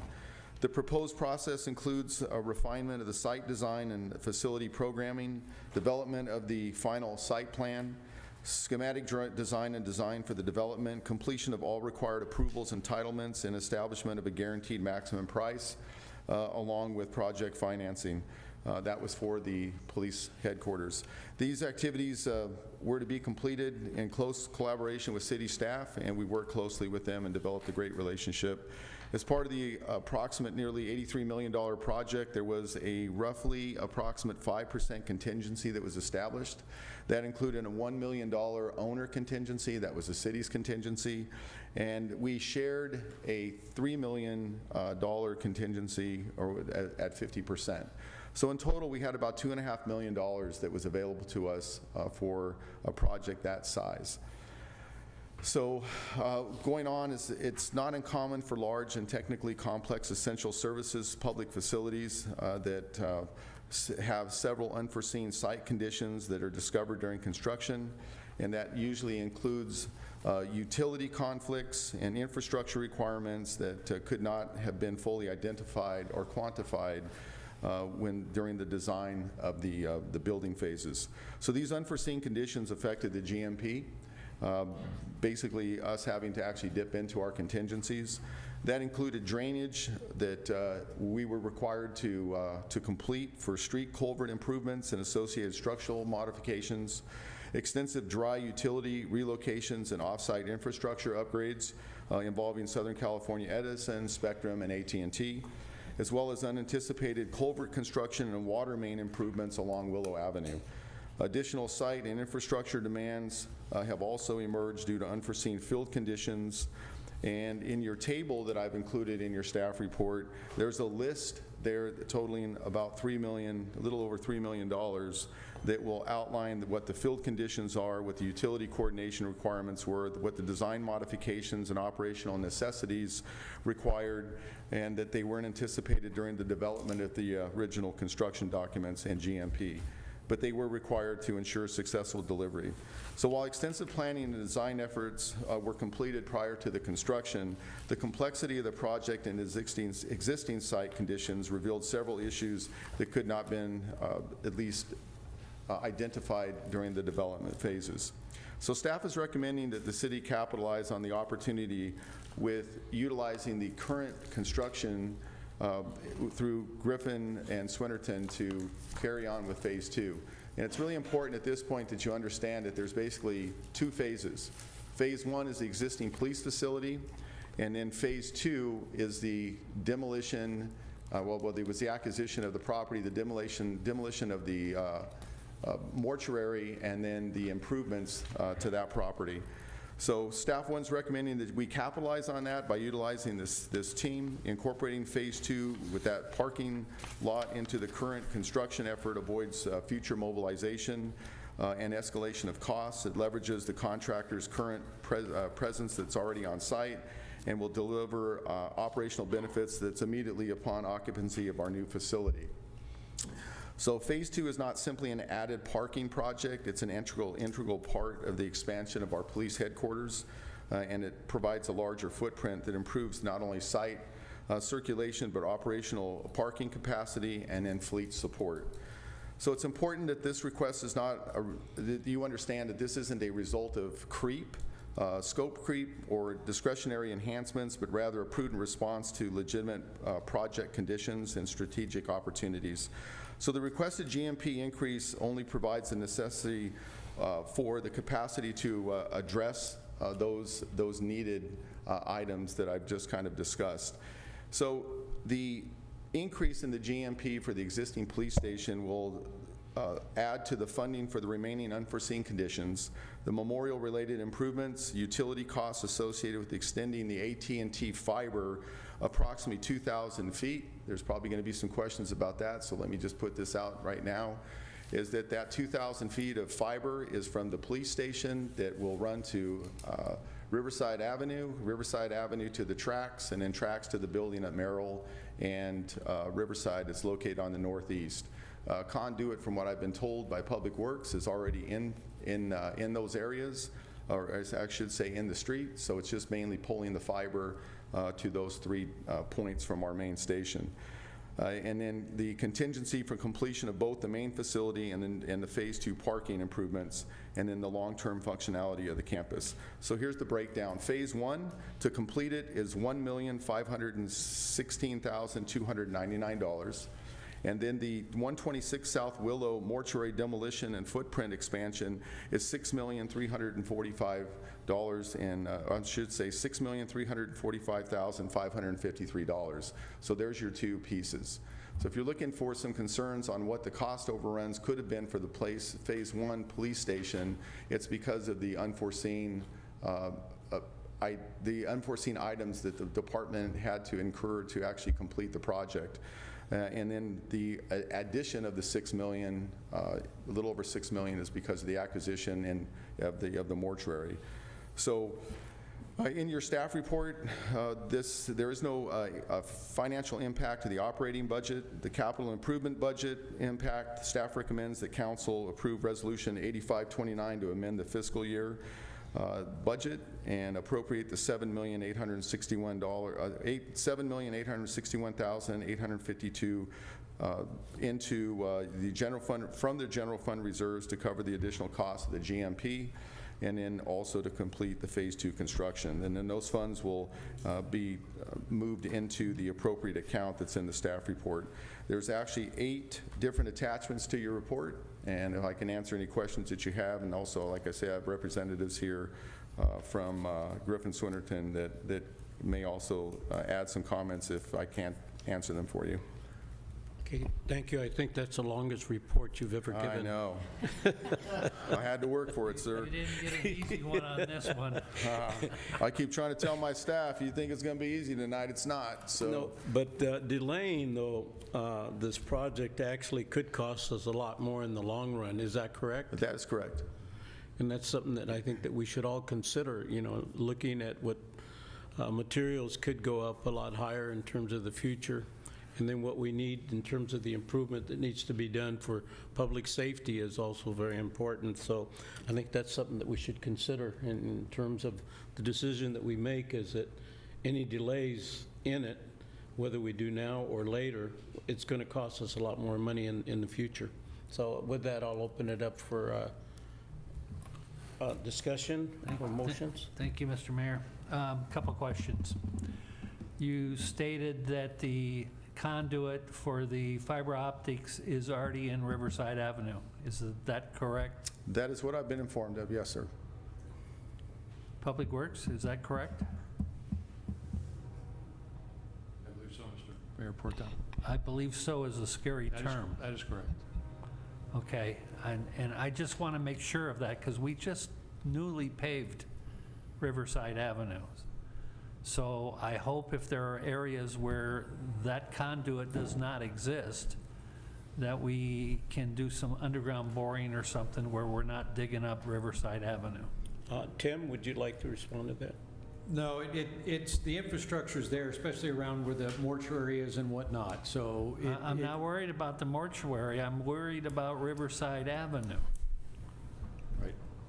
So I was talking to Lieutenant Palmer, and he obtained the information and said that there will be areas, short areas that need to be bored, but they are not planning on tearing up Riverside Avenue. And I said if that's the case, then it has to go in a different direction down Willow over to Merrill. So that's one thing that we will look at to ensure that Riverside Avenue is not tore up. That makes total sense. Thank you. My second question, or my next comment is, and was there anybody in the community that wanted to speak on this, by the way? No. My next comment, Chief, is I have a concern about the way some of this was done because I very frankly believe some stuff was pushed on you to pay for out of this project that should have been paid for out of both water and public works. And that has to do with the water issues that had to be resolved with some of the residential houses that probably were part of Veolia's work to do anyway. And then the issues with the storm drain, which is a total disaster for the last 40 years and should not have been piled on top of this project. Not your fault, but that's not how we should have dealt with it. And lastly, the undergrounding of the utilities that are sitting, those ugly utilities that are sitting in front of that brand new, beautiful police station. What is the status of undergrounding those? So I will defer that to Public Works, but let me lead into that. That's been an ongoing discussion that I've had with the Public Works team. And when we're looking at the street improvements that ultimately have to be completed with Rialto Avenue and then with First Street, is that there's some discussions on how to design a slowing down of the traffic as it's approaching both the fire station and the police station. So when those road improvements or street improvements are actually completed, my understanding is that is when the underground is going to be undertaken, and I hope it's simultaneously when the trail goes through behind the police station for the electric trail. I hope not, because that trail could be 4 or 5 years away. So that's the best I can give you. Do we have an answer as to when we're going to start dealing with the undergrounding? We've requested proposals from our on-call design consultants to get an estimate for the undergrounding. And what's the time frame? Will that be faster than the fire station repair and your building repair? We should be receiving those proposals within the next couple of weeks.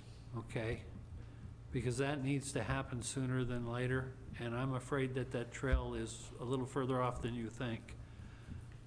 So I think it's important that we get that stuff underground. And again, I'm going to state to staff, I'm very disappointed in the staff of the city that didn't require the undergrounding of those utilities in front of the police station when you've been trying to do it everywhere else in this city, even when it hasn't been necessary and doesn't look nearly as bad as this. So not a good move on our part as a city. And if nobody else has anything to say, I will move approval of this item. Okay, a motion's been made by Mayor Pro Tem Scott to approve it. Second. Here a second from Edward Montoya. Who? Carla. Carla. First. All right. My voice is so raspy. Sorry, Carla. Any other discussion? Would you like a roll call, sir? Yes, sir.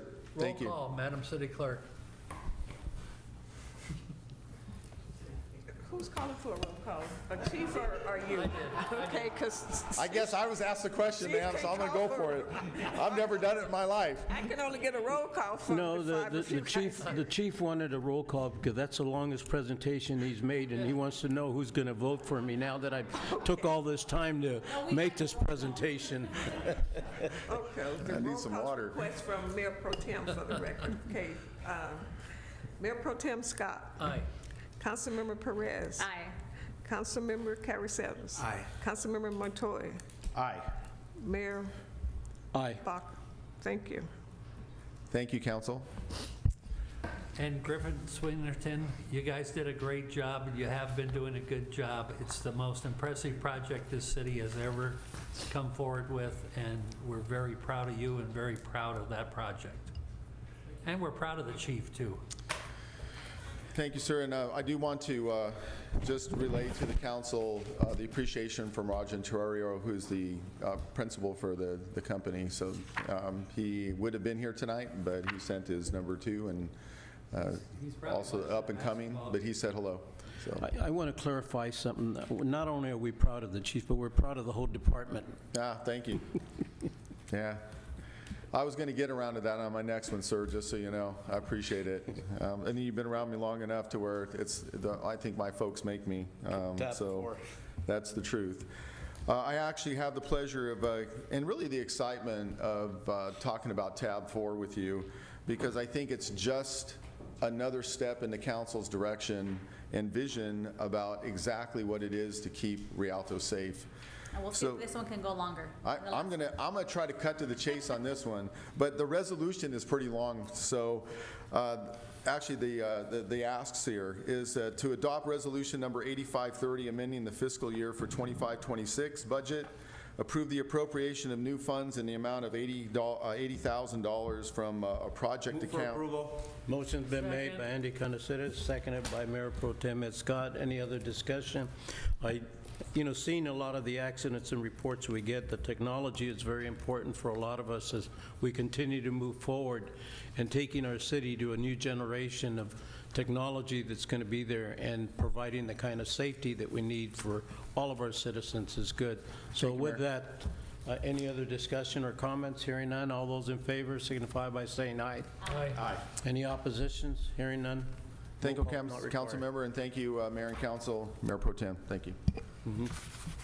Okay, that concludes all of the items on the agenda. We'll move on to council report. We'll start with Edward Montoya, council member.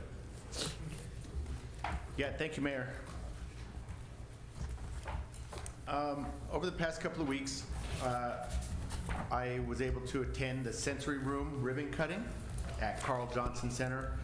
I think Cynthia and her team did a wonderful job.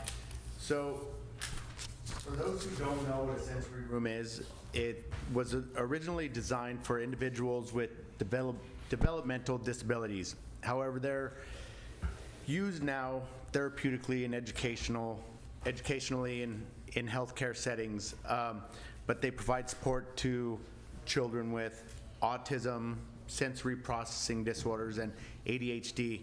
But I want to let everybody know who's listening that this is a space that is available free to our residents. And it was Cynthia's team did a really amazing job in putting that together, as well as Public Works. I also attended the ribbon cutting for Alicia Kim Insurance Company, and I attended the cruise night for Run What You Brung. I was there, Councilmember Carzales and Mayor Pro Tem Ed Scott was there as well. And there was tons of people, tons of cars, just having a really good time, cruising down Foothill. I also attended the Rialto Unified School District high school graduations. Very long Sunday. Myself and a few of us up here, and I'll let everybody else speak on it. But you can mention our names, don't be shy. So Councilmember Perez and Councilmember Carzales and the mayor was also there. And it was a very, very long day, but great food and it was great to watch all of the students receiving their diplomas and doing flips on stage and having just a great time, knowing that their school days or their primary school days are over and they're on to either their career, the military, college. And that is all I have, except for I would like to, if you guys pray, I know I pray, but I would like everybody out there to say a prayer for a good friend of mine, firefighter with San Bernardino County Fire, BJ Myers. He was a great friend of mine. He was part of the San Bernardino County Fire Canine Care Team. He passed away this last week off duty. So if you guys could say a prayer for him, you know, I'm sure his family would greatly appreciate it. And that is all. Thank you, guys. Thank you. Next, I'll move on to Councilmember Andy Caraceres. Thank you, Mayor. Attended a few of the items that were mentioned by Councilmember Montoya. The cruise night on Route 66, always a great event. Good time to get out and enjoy all the nice cars. I also had an opportunity to join on, was it Saturday or Sunday? Saturday, yeah. And on Riverside Avenue, which was also great, and had a chance to join in with the Mayor Pro Tem and the Mayor, and just check out some really nice cars, and just such a good community event. Also attended the West Valley Communication, the ribbon cutting for the West Valley Communication Center in San Bernardino County. And the West Valley Communication Center is one of the biggest upgrades and joint efforts for the entire region in terms of communication with our, with Confire, with all of our fire stations. So I know Mr. Jensen's probably going to give us a good update on that. But there was just such a huge investment regionally, and I'm glad to see that finally came to fruition. And of course, the graduations in Ontario, those are always so memorable, and just a good time to Rialto, right? Yes, for Rialto Unified School District. Yeah. And congratulations to Councilwoman Perez's son. And also, I had a niece that graduated as well, Ava Lopez. And let's see. Oh, and lastly, I want to commend our our graffiti removal team. So now that the kids are on vacation, and I've been attending our parks and just kind of checking things out. And I was there one night, and there was graffiti in the the skate park, right on where the kids use the skates. And the next day I took a picture, and I was gonna send it over to the graffiti team the next day to let them know that there was graffiti on there, and it was literally gone in 24 hours. So good job. I really want to commend our graffiti removal team that I always see out there, and when they're not color matching, they're using chemicals to remove it. So that really makes our city look good, and I'm proud of the team that's out there making sure that this graffiti gets removed right on quickly. And that's all I have, Mayor. Thank you. Next, I'd like to call on Mayor Pro Tem Ed Scott. Thank you, Mr. Mayor. I want to congratulate those students who graduated this last weekend. Congratulations, and good luck in your futures. I, too, attended the run up on Foothill Boulevard Friday night, Run What You Brung on Saturday. I thought it was a great event, both of them. I do believe that we as a city need to help Rotary advertise the event more, because I think a lot of residents aren't aware of it until they actually see it happening. So maybe we could, I know you don't have a lot of stuff to do, City Clerk McGee, but if we could maybe enlist you on giving some advice on what we need to do to help promote that event more and get more of our community out to it, because it's a really good event, and it's a fun event, and I think young people, especially kids, would enjoy seeing old cars out there and what the history is of vehicles. So I hope we can do some things to help it. The other thing that I want to talk about tonight is Station 201. I just don't understand why we can't get the repairs done to that building. And I keep hearing that it's insurance issues. And I don't know who's handling risk management, but we need to take the money from the insurance company, bite the bullet, spend the rest to get the building back where it needs to be, or back where it was, and get it open. It's ridiculous that we've sat this long without those repairs being done. Chief, I'm coming over to see you in the next few days, like I did before, to kick some tires with you, because I know you want to get it done too.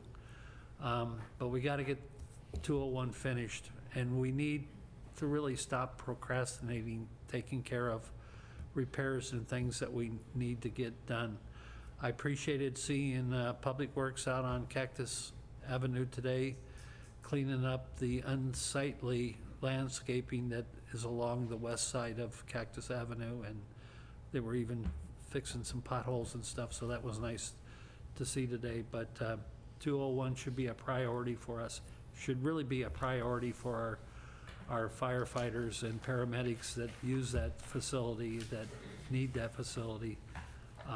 We need to get it finished. So if you could maybe give the council a report as to why the holdup exists and what your plan is to resolve that. Yeah, so thank you, Mayor Pro Tem, and Yaz can back me up on this, but I do believe we're planning to award that contract at the next council meeting. Is that correct? We've settled our insurance disputes?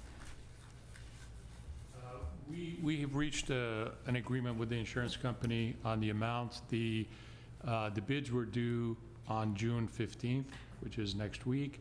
However, we received, and as you know, we extended the period for 60 days because the first time we did not get anybody that bid on this project back in April.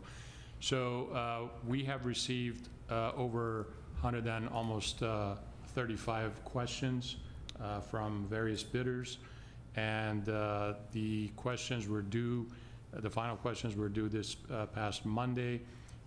We did receive a request from a couple of bidders to extend the deadline for submitting the bids, and we just extended it today by 1 week to June 22nd. So we are expecting to get hopefully some good bids on June 22nd. I think that might be the IT security project. This is for Fire Station 201. Fire Station 201, yeah. Sorry about that. My apologies, I was talking about. Oh, we could talk about that one too. Yeah. But so you're saying there's 35 RFIs on the security system? 135 questions. Well, those are RFIs. In the construction world, those are RFIs. Yes. That's a lot of RFIs for a project that went out for a bid. But what about the fire station? Where are we at with that? The Fire Station 201, we are putting together the staff report. We are, for June 23rd, we are just finalizing the contract for construction management and inspection for that. So I'm hoping to have that. Do you recall the date of the accident at Station 201, Chief? I know it was Mother's Day 2024. Do you guys remember the date? 2 years ago. 2 years. It's probably 3, 4. Thank you. Next, I'd like to call on Carla Perez. Yeah, go ahead. I guess I am. Guess you're done. I can wait if you have. No, that's fine. Thank you, Mayor. Just like to share, I did have an opportunity to attend the sensory room, unfortunately, I got there a little bit later than the rest of the group, but I did get a private tour, and it was very exciting to see everything that they have for our community. They did share with me that the walk-in hours are from 3 to 6, no appointment necessary, and again, as Councilmember Montoya mentioned, it is free to the community.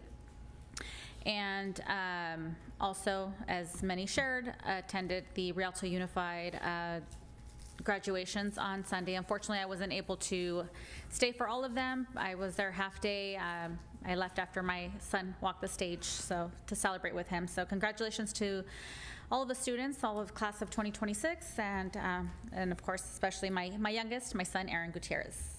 Thank you, Mayor. That's all I have. Okay, thank you. Next, I'd like to also mention that I went to the sensory room, and Edward Montoya was present along with Carla that came on later on. But the sensory room, I put it on my Facebook, and a lot of people liked it, but the thing is that I didn't put is the address. And I think that we need to, as the Mayor Pro Tem said, is that we need to do a lot more marketing and advertisement of a lot of the good activities that we do have in the city of Rialto, because we do have a lot of activities.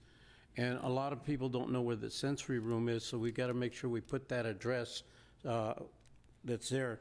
Along with me also, I'd like to mention that our city manager also attended, Tanya, and Yachts also attended from Public Works, attended the sensory room that was done in that area. And yes, it is free to the public. I want to remind the public that it's free. You can come there, and we should advertise the hours that it's open and what days it's open to as well, so this way that people don't have a misconception that it's open on Sundays, so this way we know. With that also, I attended the Birdsall Little League closing ceremonies that was just held for the Little Leagues, and now they're all beginning to play in the All-Star games. So I was in attendance at that. And then also attended the Run What You Brung car show, and as it was mentioned before, a lot of us were present at that time. It was excellent turnout by many of the cars and people that participated that came out there. Again, we need to continue to market and advertise our activities that we do have in the area. Also, I attended the Rialto Unified School District commencement ceremonies. I went to 5 different high schools graduated, so I attended all 5 graduations starting from 7:30 to 8:30 in the morning. I shook many hands during that time that I was there, and some of my colleagues that are present here also attended that, and I want to thank them for going there. And then I want to congratulate the seniors that all graduated and wish them the best endeavors in their future, so they are our future. And I also like to congratulate Carlos and her son graduating from Carter High School. That was one that she was very proud, and she was saying, I don't want to break in tears, but it looks like I may, and she kept looking at the screen where her son was at. But congratulations to your son on his graduation, and I wish him the very best of luck in his future endeavors as well. And with that, that concludes my report. So at this time, we'll move on to reports by members on the dais.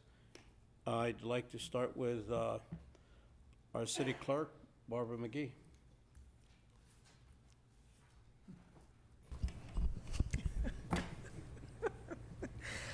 Tomorrow, inviting all of men to come out for the farmers market tomorrow. We're holding our annual men's health fair. And so for the first 200 men to come out, we'll have an opportunity to get a voucher to shop at the farmers market. So please come out. We are concerned in caring about men's health. So we will be testing for prostate, sickle cell, high blood pressure. The fire and the PD will be out. I think fire is going to do demonstrations on CPRs. I think that's what you guys are going to do tomorrow, right? Fire department? Yes, and then PD is going to be out there as well too. So I have 4 men that is on city council, so I expect you guys to come out and look. Mayor Pro Tem comes to the market, so if you can come out tomorrow, that would be great too. How much is the voucher? How much is the voucher? Yeah, how much is the voucher? See if I can get out there early. No, you have to come and find out. I'm not gonna, no, it's. And what's PD gonna be testing for? Well, you have to come, see, they're gonna be doing demonstrations. Enough to buy your organic eggs. So please, please, Rialto residents and surrounding communities, please come out tomorrow and visit the health fair. And that will go on from 10 to 2. So for council, if you plan to attend, I have parking available for you in the city clerk's parking lot by the city clerk's building. Also, we have a couple of them. Mayor Pro Tem, I have more than 2 spaces. And we also have parking in front of the City Hall for you. So if you can come out, please, and it's from 10 to 2. Thank you, and that's all I have. Next, I'd like to call on City Manager Tanya Williams. No report this evening, thank you. Okay, next, I'd like to call on our Assistant City Manager, Tim Sullivan. Thank you, Mayor. I will also take this opportunity as the IT Director to say we have an IT and HR Director and ACM to say that there are no presentations tonight. Thank you. Thank you. Next, I'd like to call on our City Attorney, Eric Vale. Thank you, Mayor. I have nothing to report tonight. Next, I'd like to call on our Police Chief, Mark Klein. Hello, Mayor, Mayor Pro Tem, Council. Keep it quick. I want to get out of here. Okay, so well, I just got your fire truck, guys. On June the 14th through July the 5th, we are going to staff heavily for fireworks. So I've talked to the ACM today about our app. I talked to the division chief in the back, talked about the app. We are going to staff a sergeant and 4 officers strictly for fireworks. And I want to thank the council for giving me the staff to do that, because we've always kind of tried to put this hodgepodge piece together. So it's a dedicated team, sergeant, 4 officers to do nothing but attack fireworks through the app and our observations. I think it's really important that people know in the community that this is already what's happened. This team that we've assembled, and that's our SCAT team, have already made several undercover busts of people on Facebook, on Marketplace, that are selling illegal fireworks here in the city of Rialto. We go ahead and meet with them, and we confiscate all their stuff, take them to jail. So we then take the fireworks to the fire station and put it away for destruction. That's already happened before this team's even assembled. We know what it looks like here, because I come out every 4th of July. We know what's coming. But I just want you to know that we're going to do our part, working with our partners in the fire department to ensure that we're ready.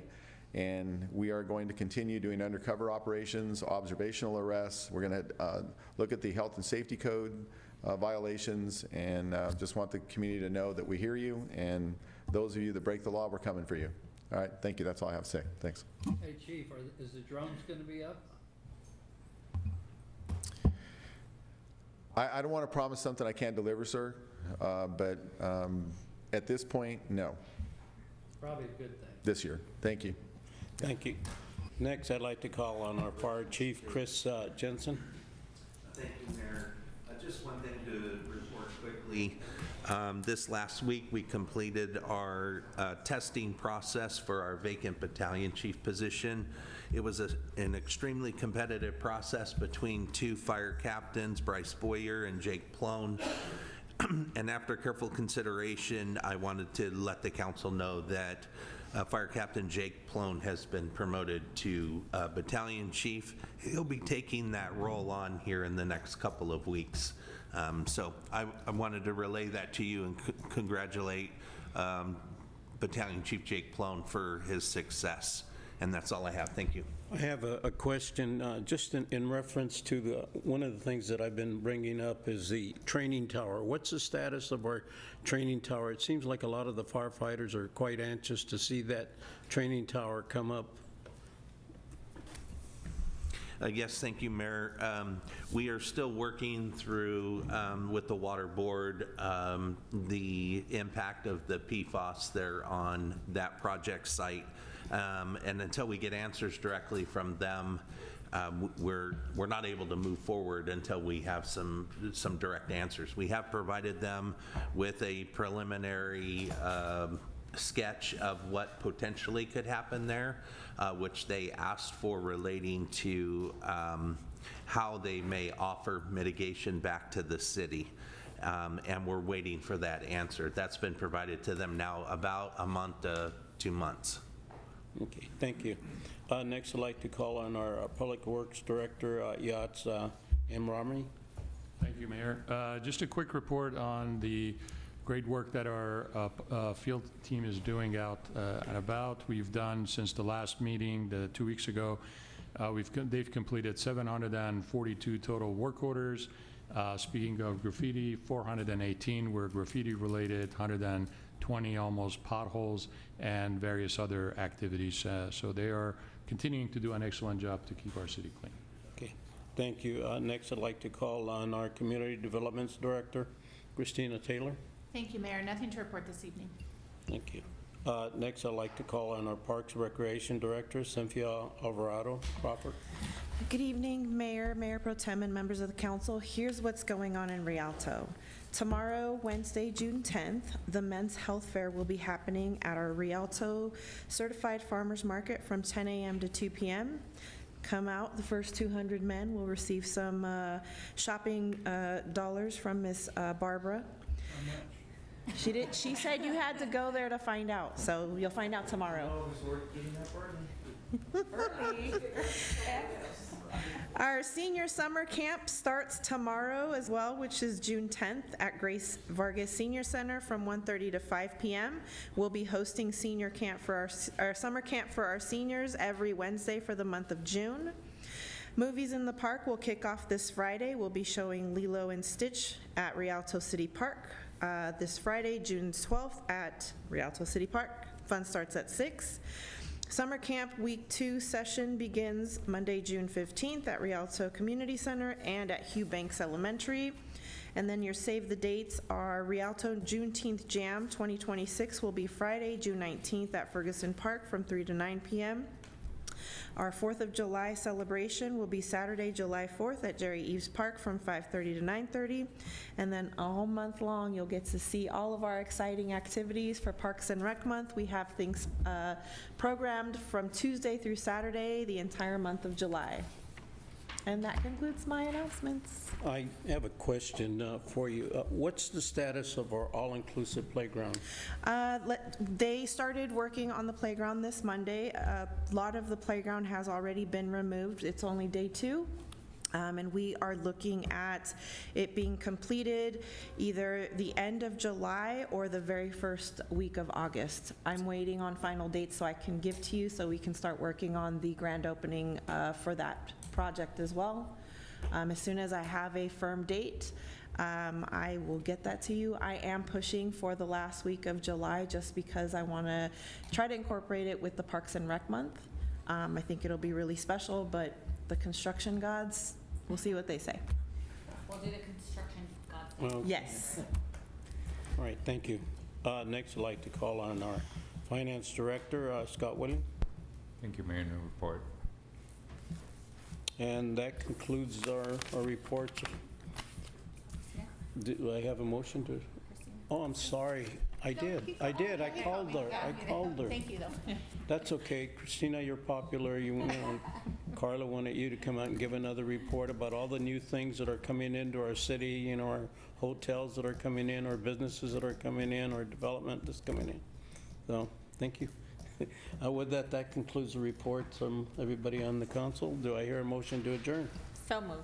Motion's been made by Carla Perez, seconded by Edward Montoya. All those in favor signify by saying aye. Aye.